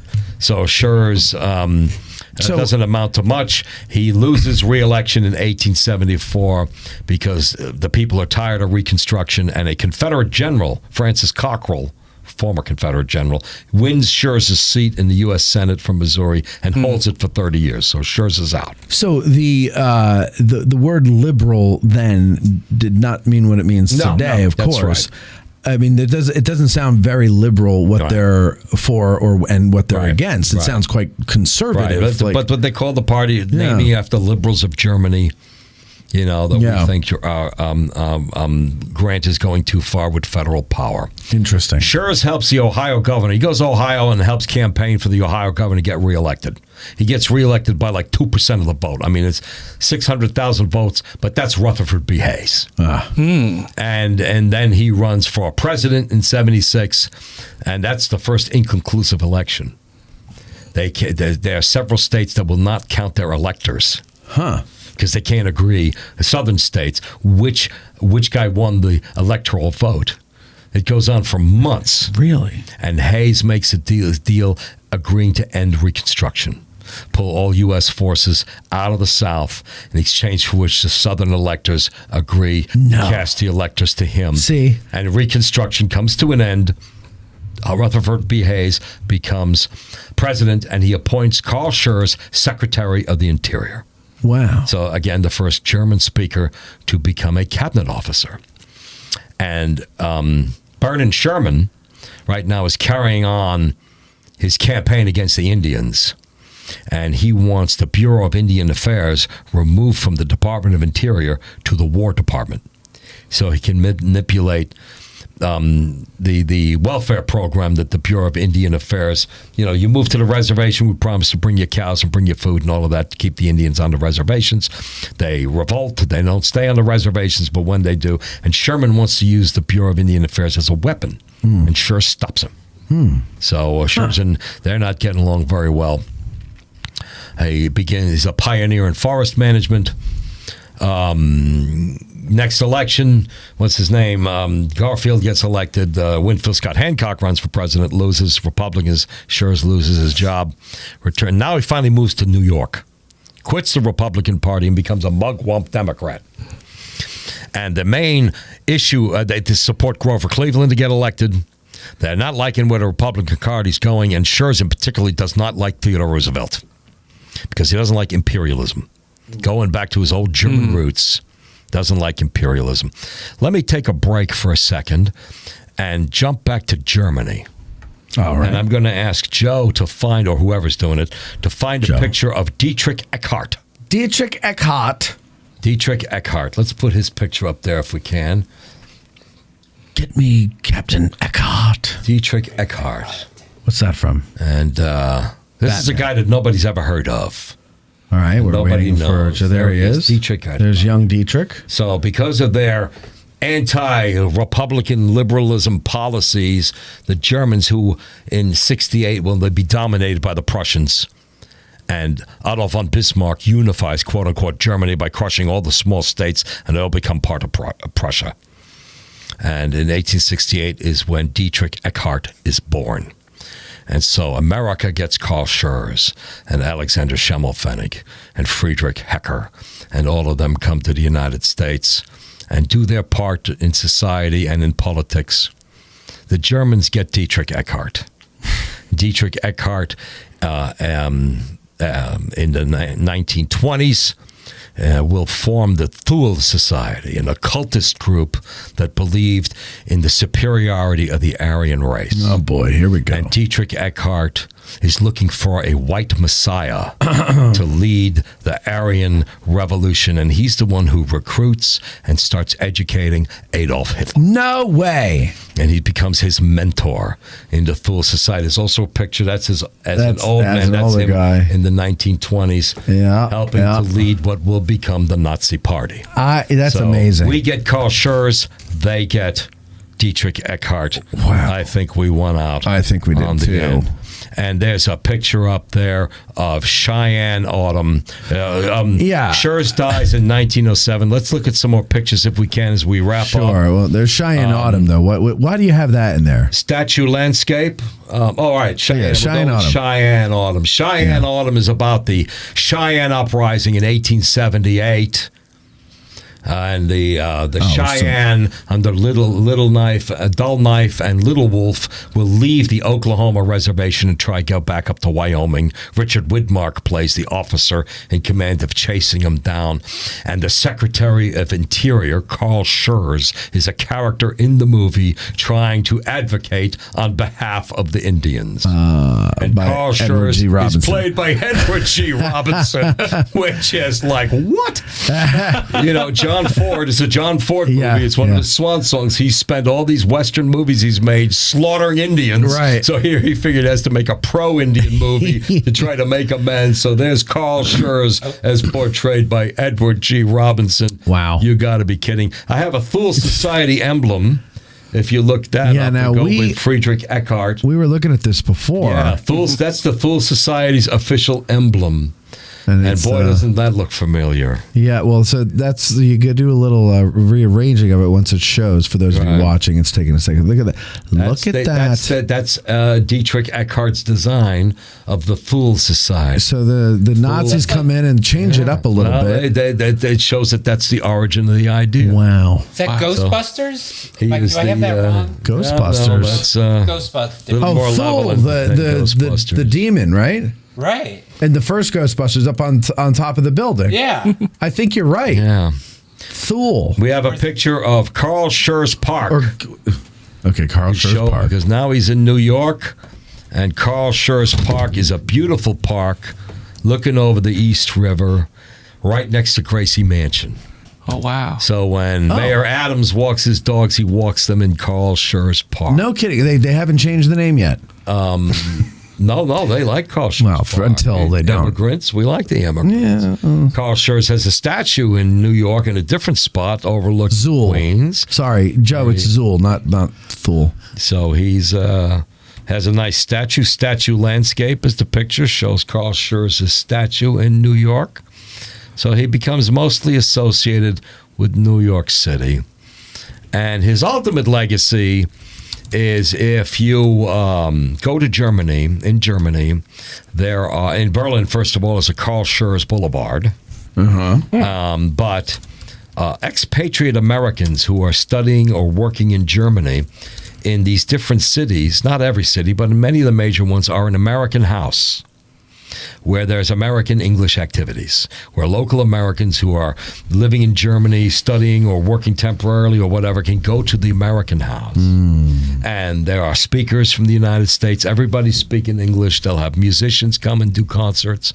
You can go for a buffet breakfast where they serve scrambled eggs and bacon and home fries. You know, get yourself a proper American breakfast. Right. And these places are called Carl Schurz House. Oh. We have a picture of one, Carl Schurz House. I believe that one is in Regensburg. But Named after Ronald Freiburg. Reagan. I'm sorry, Freiburg. But these are all over Germany. And so that's how famous he is that they've been come to be called Carl Schurz. So that's House. a restaurant. No, it's a whole building. That's right. Yeah. There's Sorry. apartments in there. There's All I heard was classrooms. food, and I think restaurant. Americans can go there to take German classes, and it's designed for Americans living in Germany to have a home away from home. And they're all called Carl Schurz House. So that's his legacy. Pretty impressive guy. And I believe I've taken up enough time that we've squandered any time for questions. So see you later. So see go. everybody. No. We got a couple Just questions, and so what we'll do is going to take a break right now, and we'll come back after the break, and we will take your questions. We've got a few that people submitted, and hopefully we've got some people on the phone. So we will be right back after these words. The Gettysburg Museum of History, located right here in the center of Gettysburg, PA. Owner and curator Eric Dorr grew up here and has spent his life collecting and preserving history through artifacts ranging from the Civil War, the Battle of Gettysburg, World War II, presidential items, pop culture, and more. His museum is free and open to visitors Wednesday through Sunday, 11 to 5 p.m., where you can stop by and immerse yourself in some of the most amazing artifacts that you would never believe exist in the middle of Gettysburg. If you're a fan of Band of Brothers and Everything Easy Company, you'll love his exhibit featuring the Dick Winters collection and artifacts from D-Day. You can even own your own piece of history by buying one of the many relics they have for sale in the museum and on the website GettysburgMuseumofHistory.com. The Gettysburg Museum of History is a non-profit 501c3 organization with a foundation that allows all purchases and donations to keep the museum operating and open free of charge. They have been featured on the History Channel, the Travel Channel, the Smithsonian Channel, and the Science Channel. Now you can check them out on American Artifact, the series on the YouTube channel, The History Underground. And on a personal note, I'd like to thank the Gettysburg Museum of History for being a sponsor of Addressing Gettysburg by providing the studio that we recently moved to and do all of our shows from. So that's the Gettysburg Museum of History at 219 Baltimore Street or the GettysburgMuseumofHistory.com. Seminary Ridge Museum and Education Center, Gettysburg's premier museum, is housed in the historic Lutheran Seminary building constructed in 1832, a witness to the first day of battle. The museum's 3 floors of exhibits connect visitors to the dilemmas that led to the Civil War, provide a powerful and personal view of the battle's first day, and explore one of the battlefield's largest hospitals. No visit to Seminary Ridge Museum and Education Center is complete without a guided tour of the building's famous cupola, where on the eve of battle, officers and civilians saw thousands of Confederate soldiers' campfires burning to the west, and Brigadier General John Buford watched for vital federal reinforcements as fighting erupted on the morning of July 1st. Today, you can stand where Buford stood and discover how this view helped chart the course of the Battle of Gettysburg. Your trip to Gettysburg is not complete without a serious visit to Seminary Ridge Museum and Education Center, Gettysburg's premier museum. Purchase tickets online at seminaryridgemuseum.org or call 717-339-1300. To get tickets or a cupola Tour, listeners may call or walk in and mention addressing Gettysburg, or by ordering online using the promo code AG1863 for 20% off. Seminary Ridge Museum and Education Center. It began here. There's a devil to pay. Who can forget the sounds of the 60s? The 1860s.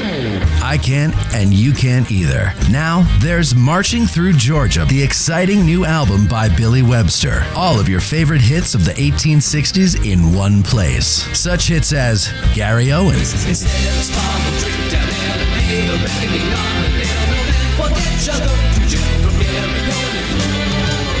the Battle Hymn of the Republic,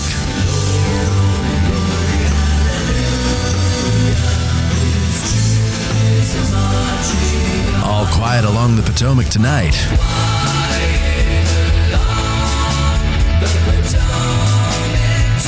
Marching Through Georgia, and much, much more. So what are you waiting for? Go to billysongs.com and order your digital download of Billy Webster's Marching Through Georgia today. That's billysongs.com. Our favorite bookstore in Gettysburg is For the Historian, located at 42 York Street. It's because they have the best selection of Civil War books in Gettysburg, both new and used. And online, they have even more to choose from. And if the Civil War isn't your thing, that's not a problem. This is For the Historian, after all. They cover history from the ancient world to the 21st century with a strong selection of World War II and American Revolution books. It's astounding how many thousands of titles from Osprey, Savas Beatty, UNC Press, and more they have in their store. And that's because, well, they have a warehouse too. And that's where they keep all the books that are available online at forthehistorian.com. And folks, if you go to forthehistorian.com now and order books until you're blue in the face, be sure you mention that you heard about them on Addressing Gettysburg in the Note to Seller box, and they will refund your shipping costs. And if you prefer to stop by when you're in town, well, you could do that too. Just mention Addressing Gettysburg at checkout, and they'll take 20% off the retail price of your item. So go to forthehistorian.com or stop by 42 York Street, or you can call them at 717-685-5207. That's forthehistorian.com or 717-685-5207. All right. Hey, did you know, girls, Colby, everybody, that there are almost 300 audio shows and almost 100 video shows on our Patreon page? That's pretty awesome. Did you know that several respectable licensed battlefield guides are patrons? Wow. But they've asked to remain nameless so as to not ruin their reputation. That's not true. Are they embarrassed by you? Yes, that's the point. They're not. That's not true. It's true. Just ask Ralph or Rob or Charlie, Jason. Patreon now allows, or Lewis, I won't say their last names. Patreon now allows you, ladies and gentlemen, to have a 7-day free trial. Now, I could choose whatever level I wanted.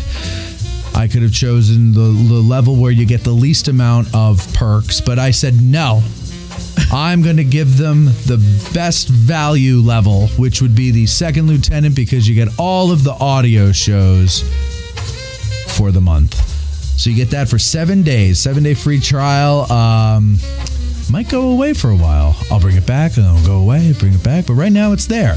If you're not sure that you want to join. And it also allows you to purchase individual episodes. This is a new thing that they've allowed. Now I got to go through all the episodes and put them on there. Yeah, and open it up. It's cheaper if you become a monthly member. You can also have annual subscriptions. There's a discount if you do that. And did you know, ladies and gentlemen, that 908 out of 909 college sophomores agree that you can't say you're fully prepared for the guide exam without having consumed all of Addressing Gettysburg's Patreon content. How do you do that? Become a second lieutenant. Guys, these are college sophomores. Okay? They know everything. They know everything. Just watch the news, watch TikTok. They will tell you. That's it. That's it. Go to patreon.com/addressing Gettysburg to become a patron. I was going to say a life sabbatical guide. That's not what you become if you do that. Become a patron. Addressing Gettysburg. Patreon.com/addressing Gettysburg. Do it. Just do it and make Bethany happy, okay? You're listening to the Addressing Gettysburg podcast with Matt Callery. Okay, and we are back now, and it is time to get to the questions submitted by our patrons over at patreon.com/addressing Gettysburg. And if you are brave enough to promote yourself to a first lieutenant, you get to actually watch this show being recorded on live stream and call in. So we're going to take one of our callers after we get the pre-submitted questions in. And here we go. We've only got 2 questions, and they're from one fella. Ironically, not 6 questions length. It's Rich Snyder. He says, did Schurz ever write or speak critically of Barlow's forward movement on July 1st? We read a bit of it. Yeah, Rich, come on. How did you not know that ahead of time? But let's give him some. He's delicate. Rich's or no, sure. Okay, sure. Well, maybe Rich. Rich is not a delicate guy. I don't know. He's a very nice guy, but he's not delicate. Yarning, knitting sweaters, but Schurz in his writings, in his memoir, which is all written after the war, he's delicate. His official reports are a little more direct, but he's careful. Okay. So he's a little Robert E. Lee like. No reason to piss people off. Yeah. So he's we read some of his passages. He's a young man. The soldiers thought he was a boy, a clean face, and so he's making fun of him. Right. But he's not really making fun of him. Right. But he's making fun of him. Yeah. You know what I mean? He's twisting the knife a little bit. Because they don't like him. No. But he's a little more, he's too gentlemanly to be like, God, that guy an asshole. He doesn't say that. All right. Well, number 2, was Schurz criticized for his post-war Civil War role in assessing the effects of Reconstruction in the South? My limited understanding is that President Johnson and his administration did nothing to address what Schurz saw as shortcomings of Reconstruction. I'm not sure. Well, Schurz is out in St. Louis, and then when Grant runs for president, he runs for Senate. So he re-enters politics. Before that, he's running newspapers. I don't know what he wrote. I don't know if he was, But later, he opposes Reconstruction and he opposes what Grant is doing. I don't think that came out of nowhere. He was not a big sympathizer in the campaign for black rights. Okay. So he wasn't on that radical Republican side, which is why he ends up breaking off with his own Republican Party liberal wing that lasted for 10 minutes. Ulysses S. Grant buried them in 1872, and we never heard of them again. Yeah. But he is not with the Thaddeus Stevens crowd with the hard. Now I think he supported the amendments. I think the Germans all supported the amendments because they enfranchise and protect immigrant rights too. Okay. Like native-born citizenship, sure, and things like that, and the right to vote, and all of those things. So, I think they supported the Reconstruction amendments to the U.S. Constitution, but, for instance, they were not hardcore about crushing the Ku Klux Klan. The debate at the time is that's local. Local people should do that, and of course, that was ridiculous because the Southerners were doing nothing. Right. Right up until Philadelphia, Mississippi in 1963 or 4 was that, the 3 kids got murdered and nobody did anything. Right. The FBI had to come rushing in, so it became a federal case. Right. The movie Mississippi Burning. Sure. It was the feds have to come in because the locals ain't doing it. Half the killers are police officers. Right. The locals aren't going to, they're going to protect them. Schurz is in the group of people who aren't buying that. Yeah. They're afraid of excessive federal power, which manifests itself in his opposition to Theodore Roosevelt.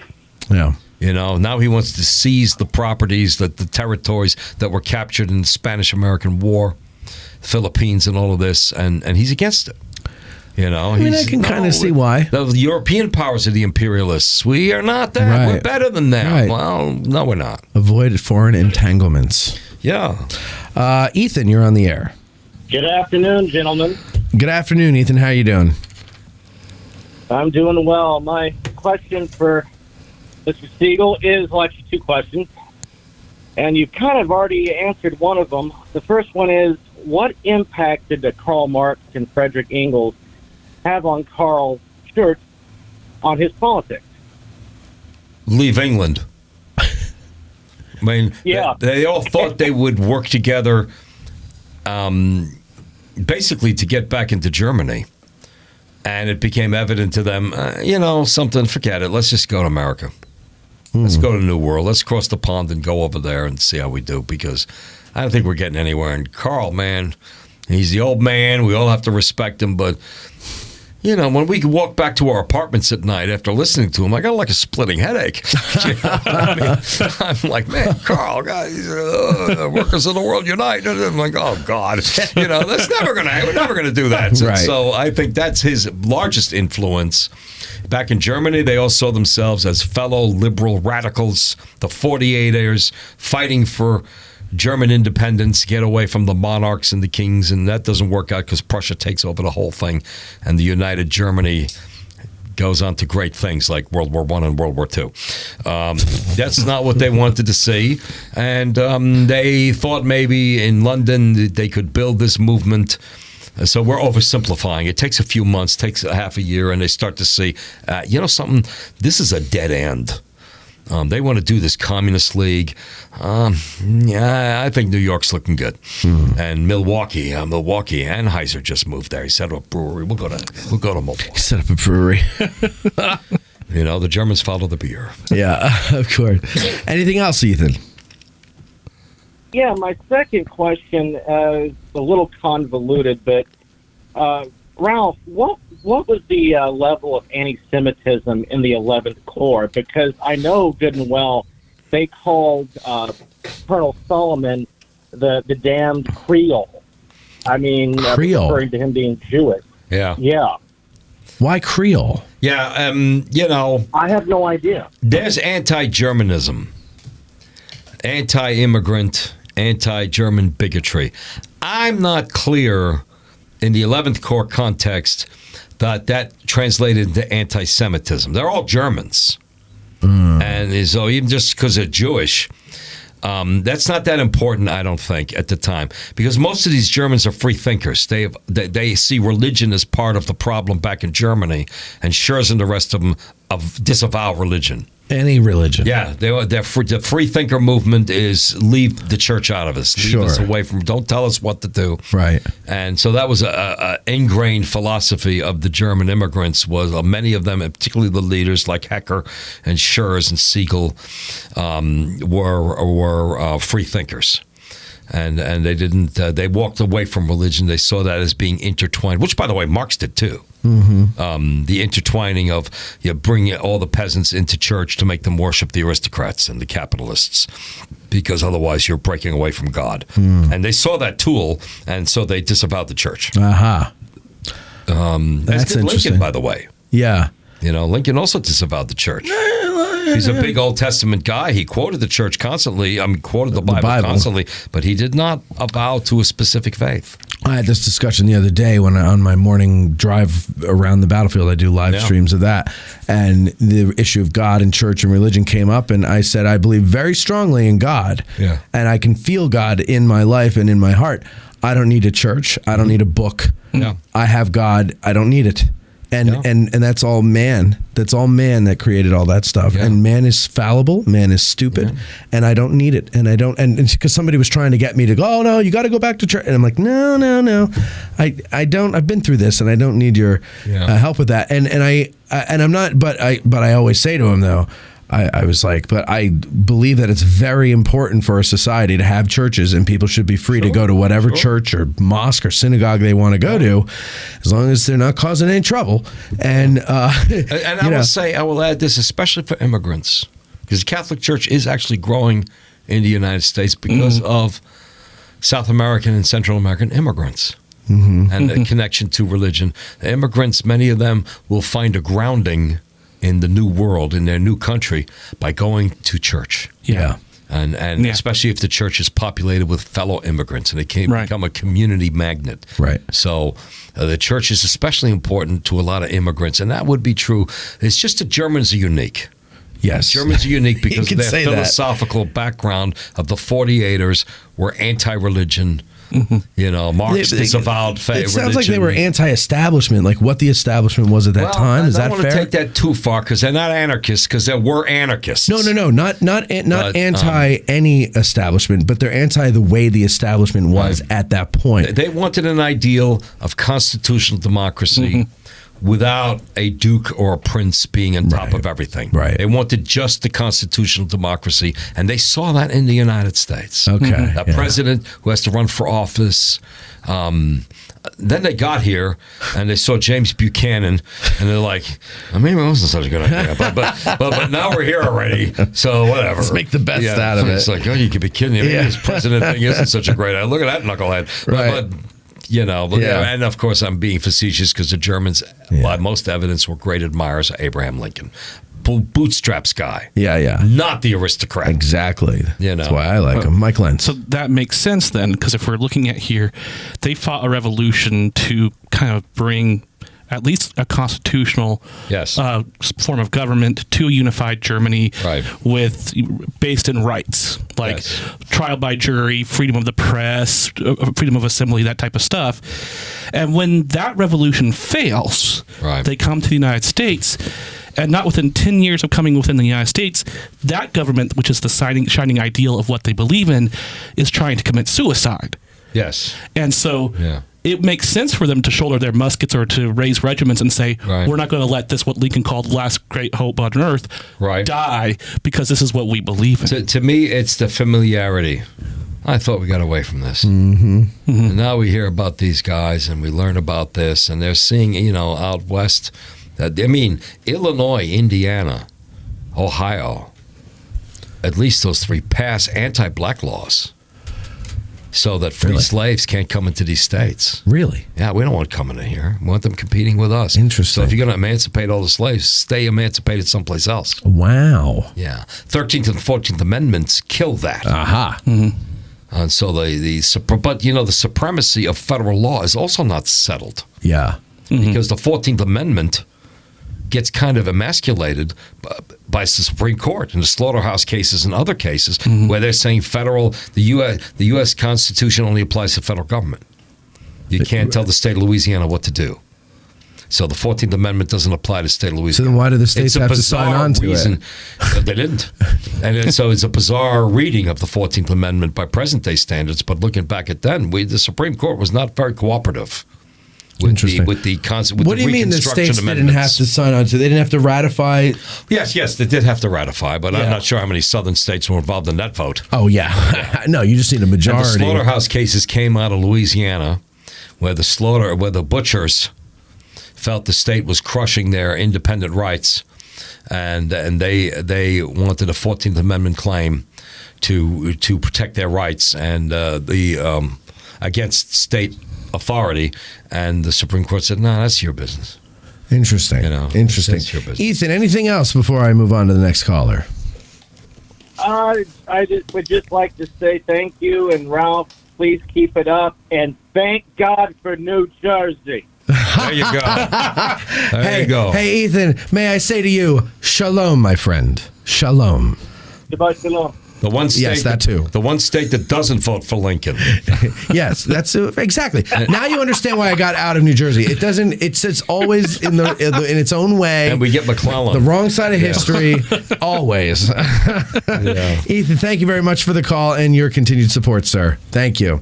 All right, we got another call here, and it's apparently about July 1. I don't see a name there, so you are on the air, 814.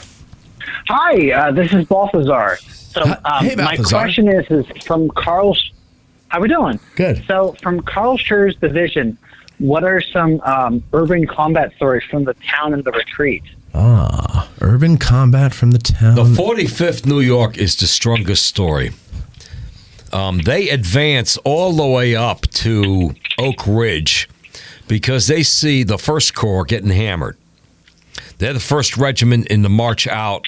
And they're supposed to form a skirmish line, but they actually will attack Edward O'Neill's Alabama Brigade and take hundreds of prisoners up at the McLean Farm and Barn.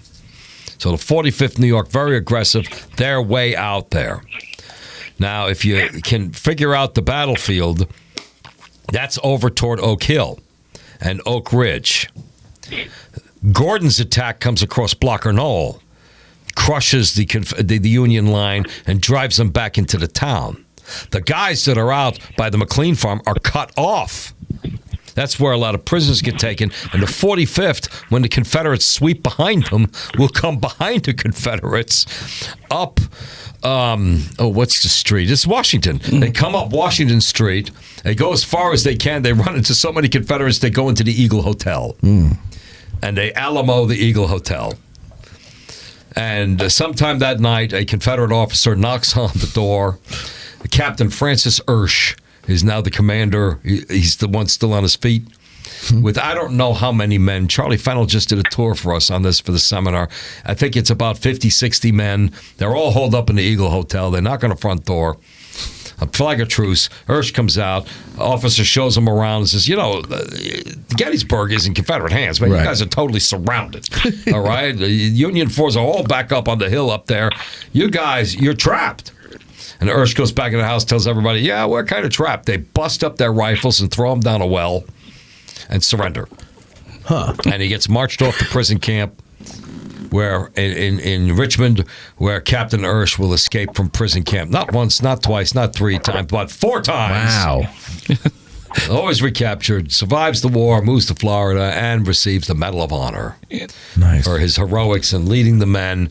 So the 45th is really the holdback regiment. Another one is Schimmelpfennig himself to offset Shelby Foote and all the millions of readers and people who heard Ken Burns making fun of Shelby Foote. Making fun of Schimmelpfennig. Caught behind enemy lines on horseback, jumping over fences to try to get away and not get captured. Yeah. How does that guy not be a hero? Right. Schimmelpfennig, and then goes and accepts the surrender of the city of Charleston. Yeah. But he's already sick, comes back to Pennsylvania, and he's dead before the end of the year. Future licensed battlefield guide extraordinaire, Michael Lentz. So for a reminder, where exactly is the location of the Great Eagle Hotel today? The Eagle Hotel is a 7-Eleven. That was my question, yeah. Where is the Eagle Hotel? Sorry, I should have said the 7-Eleven. Yeah, Okay. Ralph. John Buford's headquarters. At the Right, it's beginning of the Buford's battle. headquarters, and then was 45th New York? Well, yeah, the 45th 45th New York was holed up there. We'll hole up in the Eagle. They're trying to get back to Cemetery Hill, and they're just running into too many Johnnies. And they say, all right, let's go into this place. I wonder if that well was ever, if the rifles were ever recovered from that Tim well. knows about that. Tim Smith. I think that they did find that well. They did? Yeah, because that would be the William Holsworth property, Yeah. eventually his livery, and I think they did find that well, but I don't know. I'll have to ask him.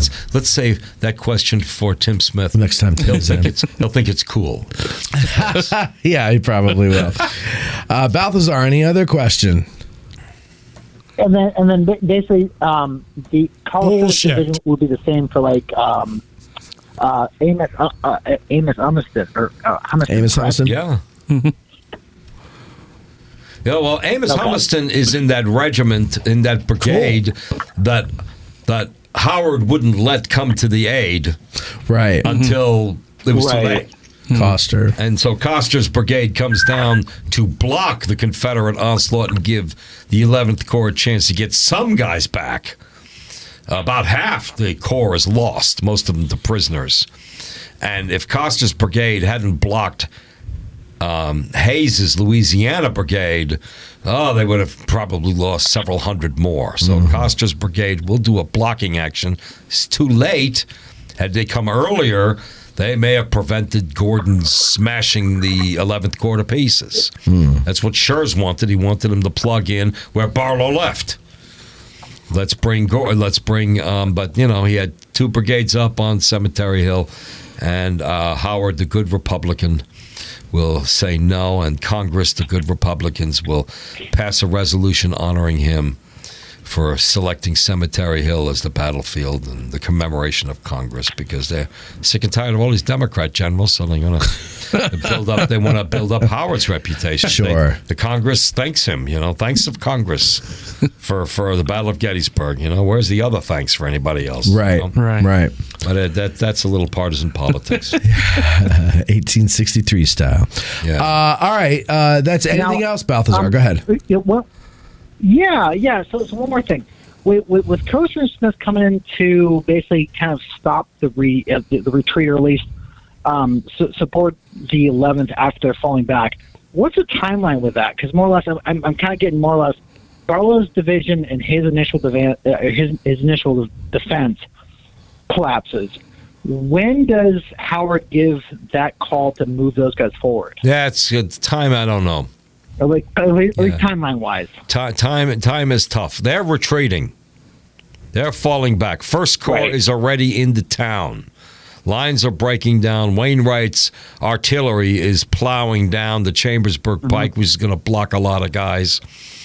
They're falling back. Heckman's battery deploys in the middle of Carlisle Street and starts firing to cover the retreat. And that's when Coster's brigade moves into the right and deploys into the Brickyard, which is the edge of town, to stop Hayes from to stop Harry Hayes from getting into town, so that the men going up the streets have a chance to get up to Cemetery Hill. And it's a mixed success. Heckman loses half his battery. They fall back into the town square. Hubert Dilger's in the square firing canister in 2 directions. They're all falling back. So it's hard to say. The time element, I mean, it's getting dark about an hour after all of this. So I would say we're in the 6 o'clock area. But I don't really know. Oh, okay. Because sorry to interrupt.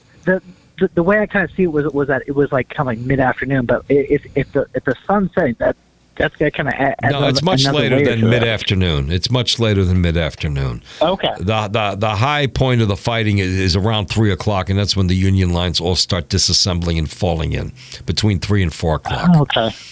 And then Coster is going in the other direction, while the rest of the 11th Corps is crossing through the town, and he'll form up at the Brickyard. So, but the time I can't say. I mean, it's not that it's unknowable. It's just I don't know. Balthazar, I have a question. Understood. I have a question for you. Is your name actually Balthazar, or is that it is? Oh no, what is it? No, it's a screen name. Okay, all right. I was gonna say that's really cool if you were named Balthazar. No, my last name is actually Balter, but I just kind of go by that for all my purposes. Gotcha. Anything else, sir? Yeah. No, thank you very much. Thank you very much. I appreciate you participating, and I also appreciate Ethan for participating. So thank you, guys. I hope the people listening at home enjoy having the callers call in, and I hope more first lieutenants take advantage of that when we do more of these. As for us, we are done here, ladies and gentlemen. Joey, thank you in there. You're so welcome. Good. Thank you for saying that. And you did a good job, by the way. And Mike Lentz, thank you, of course, for your input. And Ralph Siegel, thank you very much for doing all this work and bringing it to us. Thank you very much for having me on. Absolutely. Anytime. We love having you on. The audience loves having you on. And apparently, go New Jersey or something. Let them keep an eye out for the Schurz battle walks. We do them through the Guides Association, and take them out on the field and show them where all this happens. Yeah, that'd be cool. Show them more pictures of Dieter Eckhart and these other cool things. When do you know when you're doing one again? Well, I did it about a month ago. Yeah, well, that doesn't help us now. We'll see what happens next year. Okay, next year. We've got to wait another year. And that's next year is 24. Yeah. Because we don't know when this is going to air. Probably this year, according to when this will come out. So we'd like to do it again, and because, Schurz at Gettysburg's a story, and he's a good guy for people to learn something about. I make the argument he might be the most important man here. Perhaps. You look at the entire 19th century, he might be the most important man who is at Gettysburg. Yeah, and that's what's amazing is like he's not a household name, not like Meade or Lee or Custer or anything like that. But among a lot of Germans he is. Oh, I'm sure he is. Especially back in Germany, they got the Karl Schurz house. I bet a lot of people walking around like, who the hell's Karl Schurz when looking at the building. Yeah. But nevertheless, there he is. Can you tell the audience thank you for listening, and we'll talk to you next time in German? Oh, no, that's too hard. Danks for listening. Vielen Dank und ich muss jetzt gehen. Thank you very much, and I have to go now. Okay, there you go. That's good. That's as close as I said more hand. That just became a drop. All right, ladies and gentlemen, thank you very much for listening. We'll talk to you next time. All right, and that is the end there. I have to go home and Whether you're a history enthusiast, reenactor, or someone seeking a unique piece of the past, the Badge Maker has something for everyone and anyone. Don't miss out on owning a piece of history. Shop now at CivilWarCoreBadges.com and elevate your connection to the Civil War era. That's CivilWarCoreBadges.com. Thanks for listening. Our hearts so stout have got us fame, for soon 'tis known from whence we came. Wherever we go, they dread the name of Gary Owen in glory. Instead of spa, we'll drink down ale and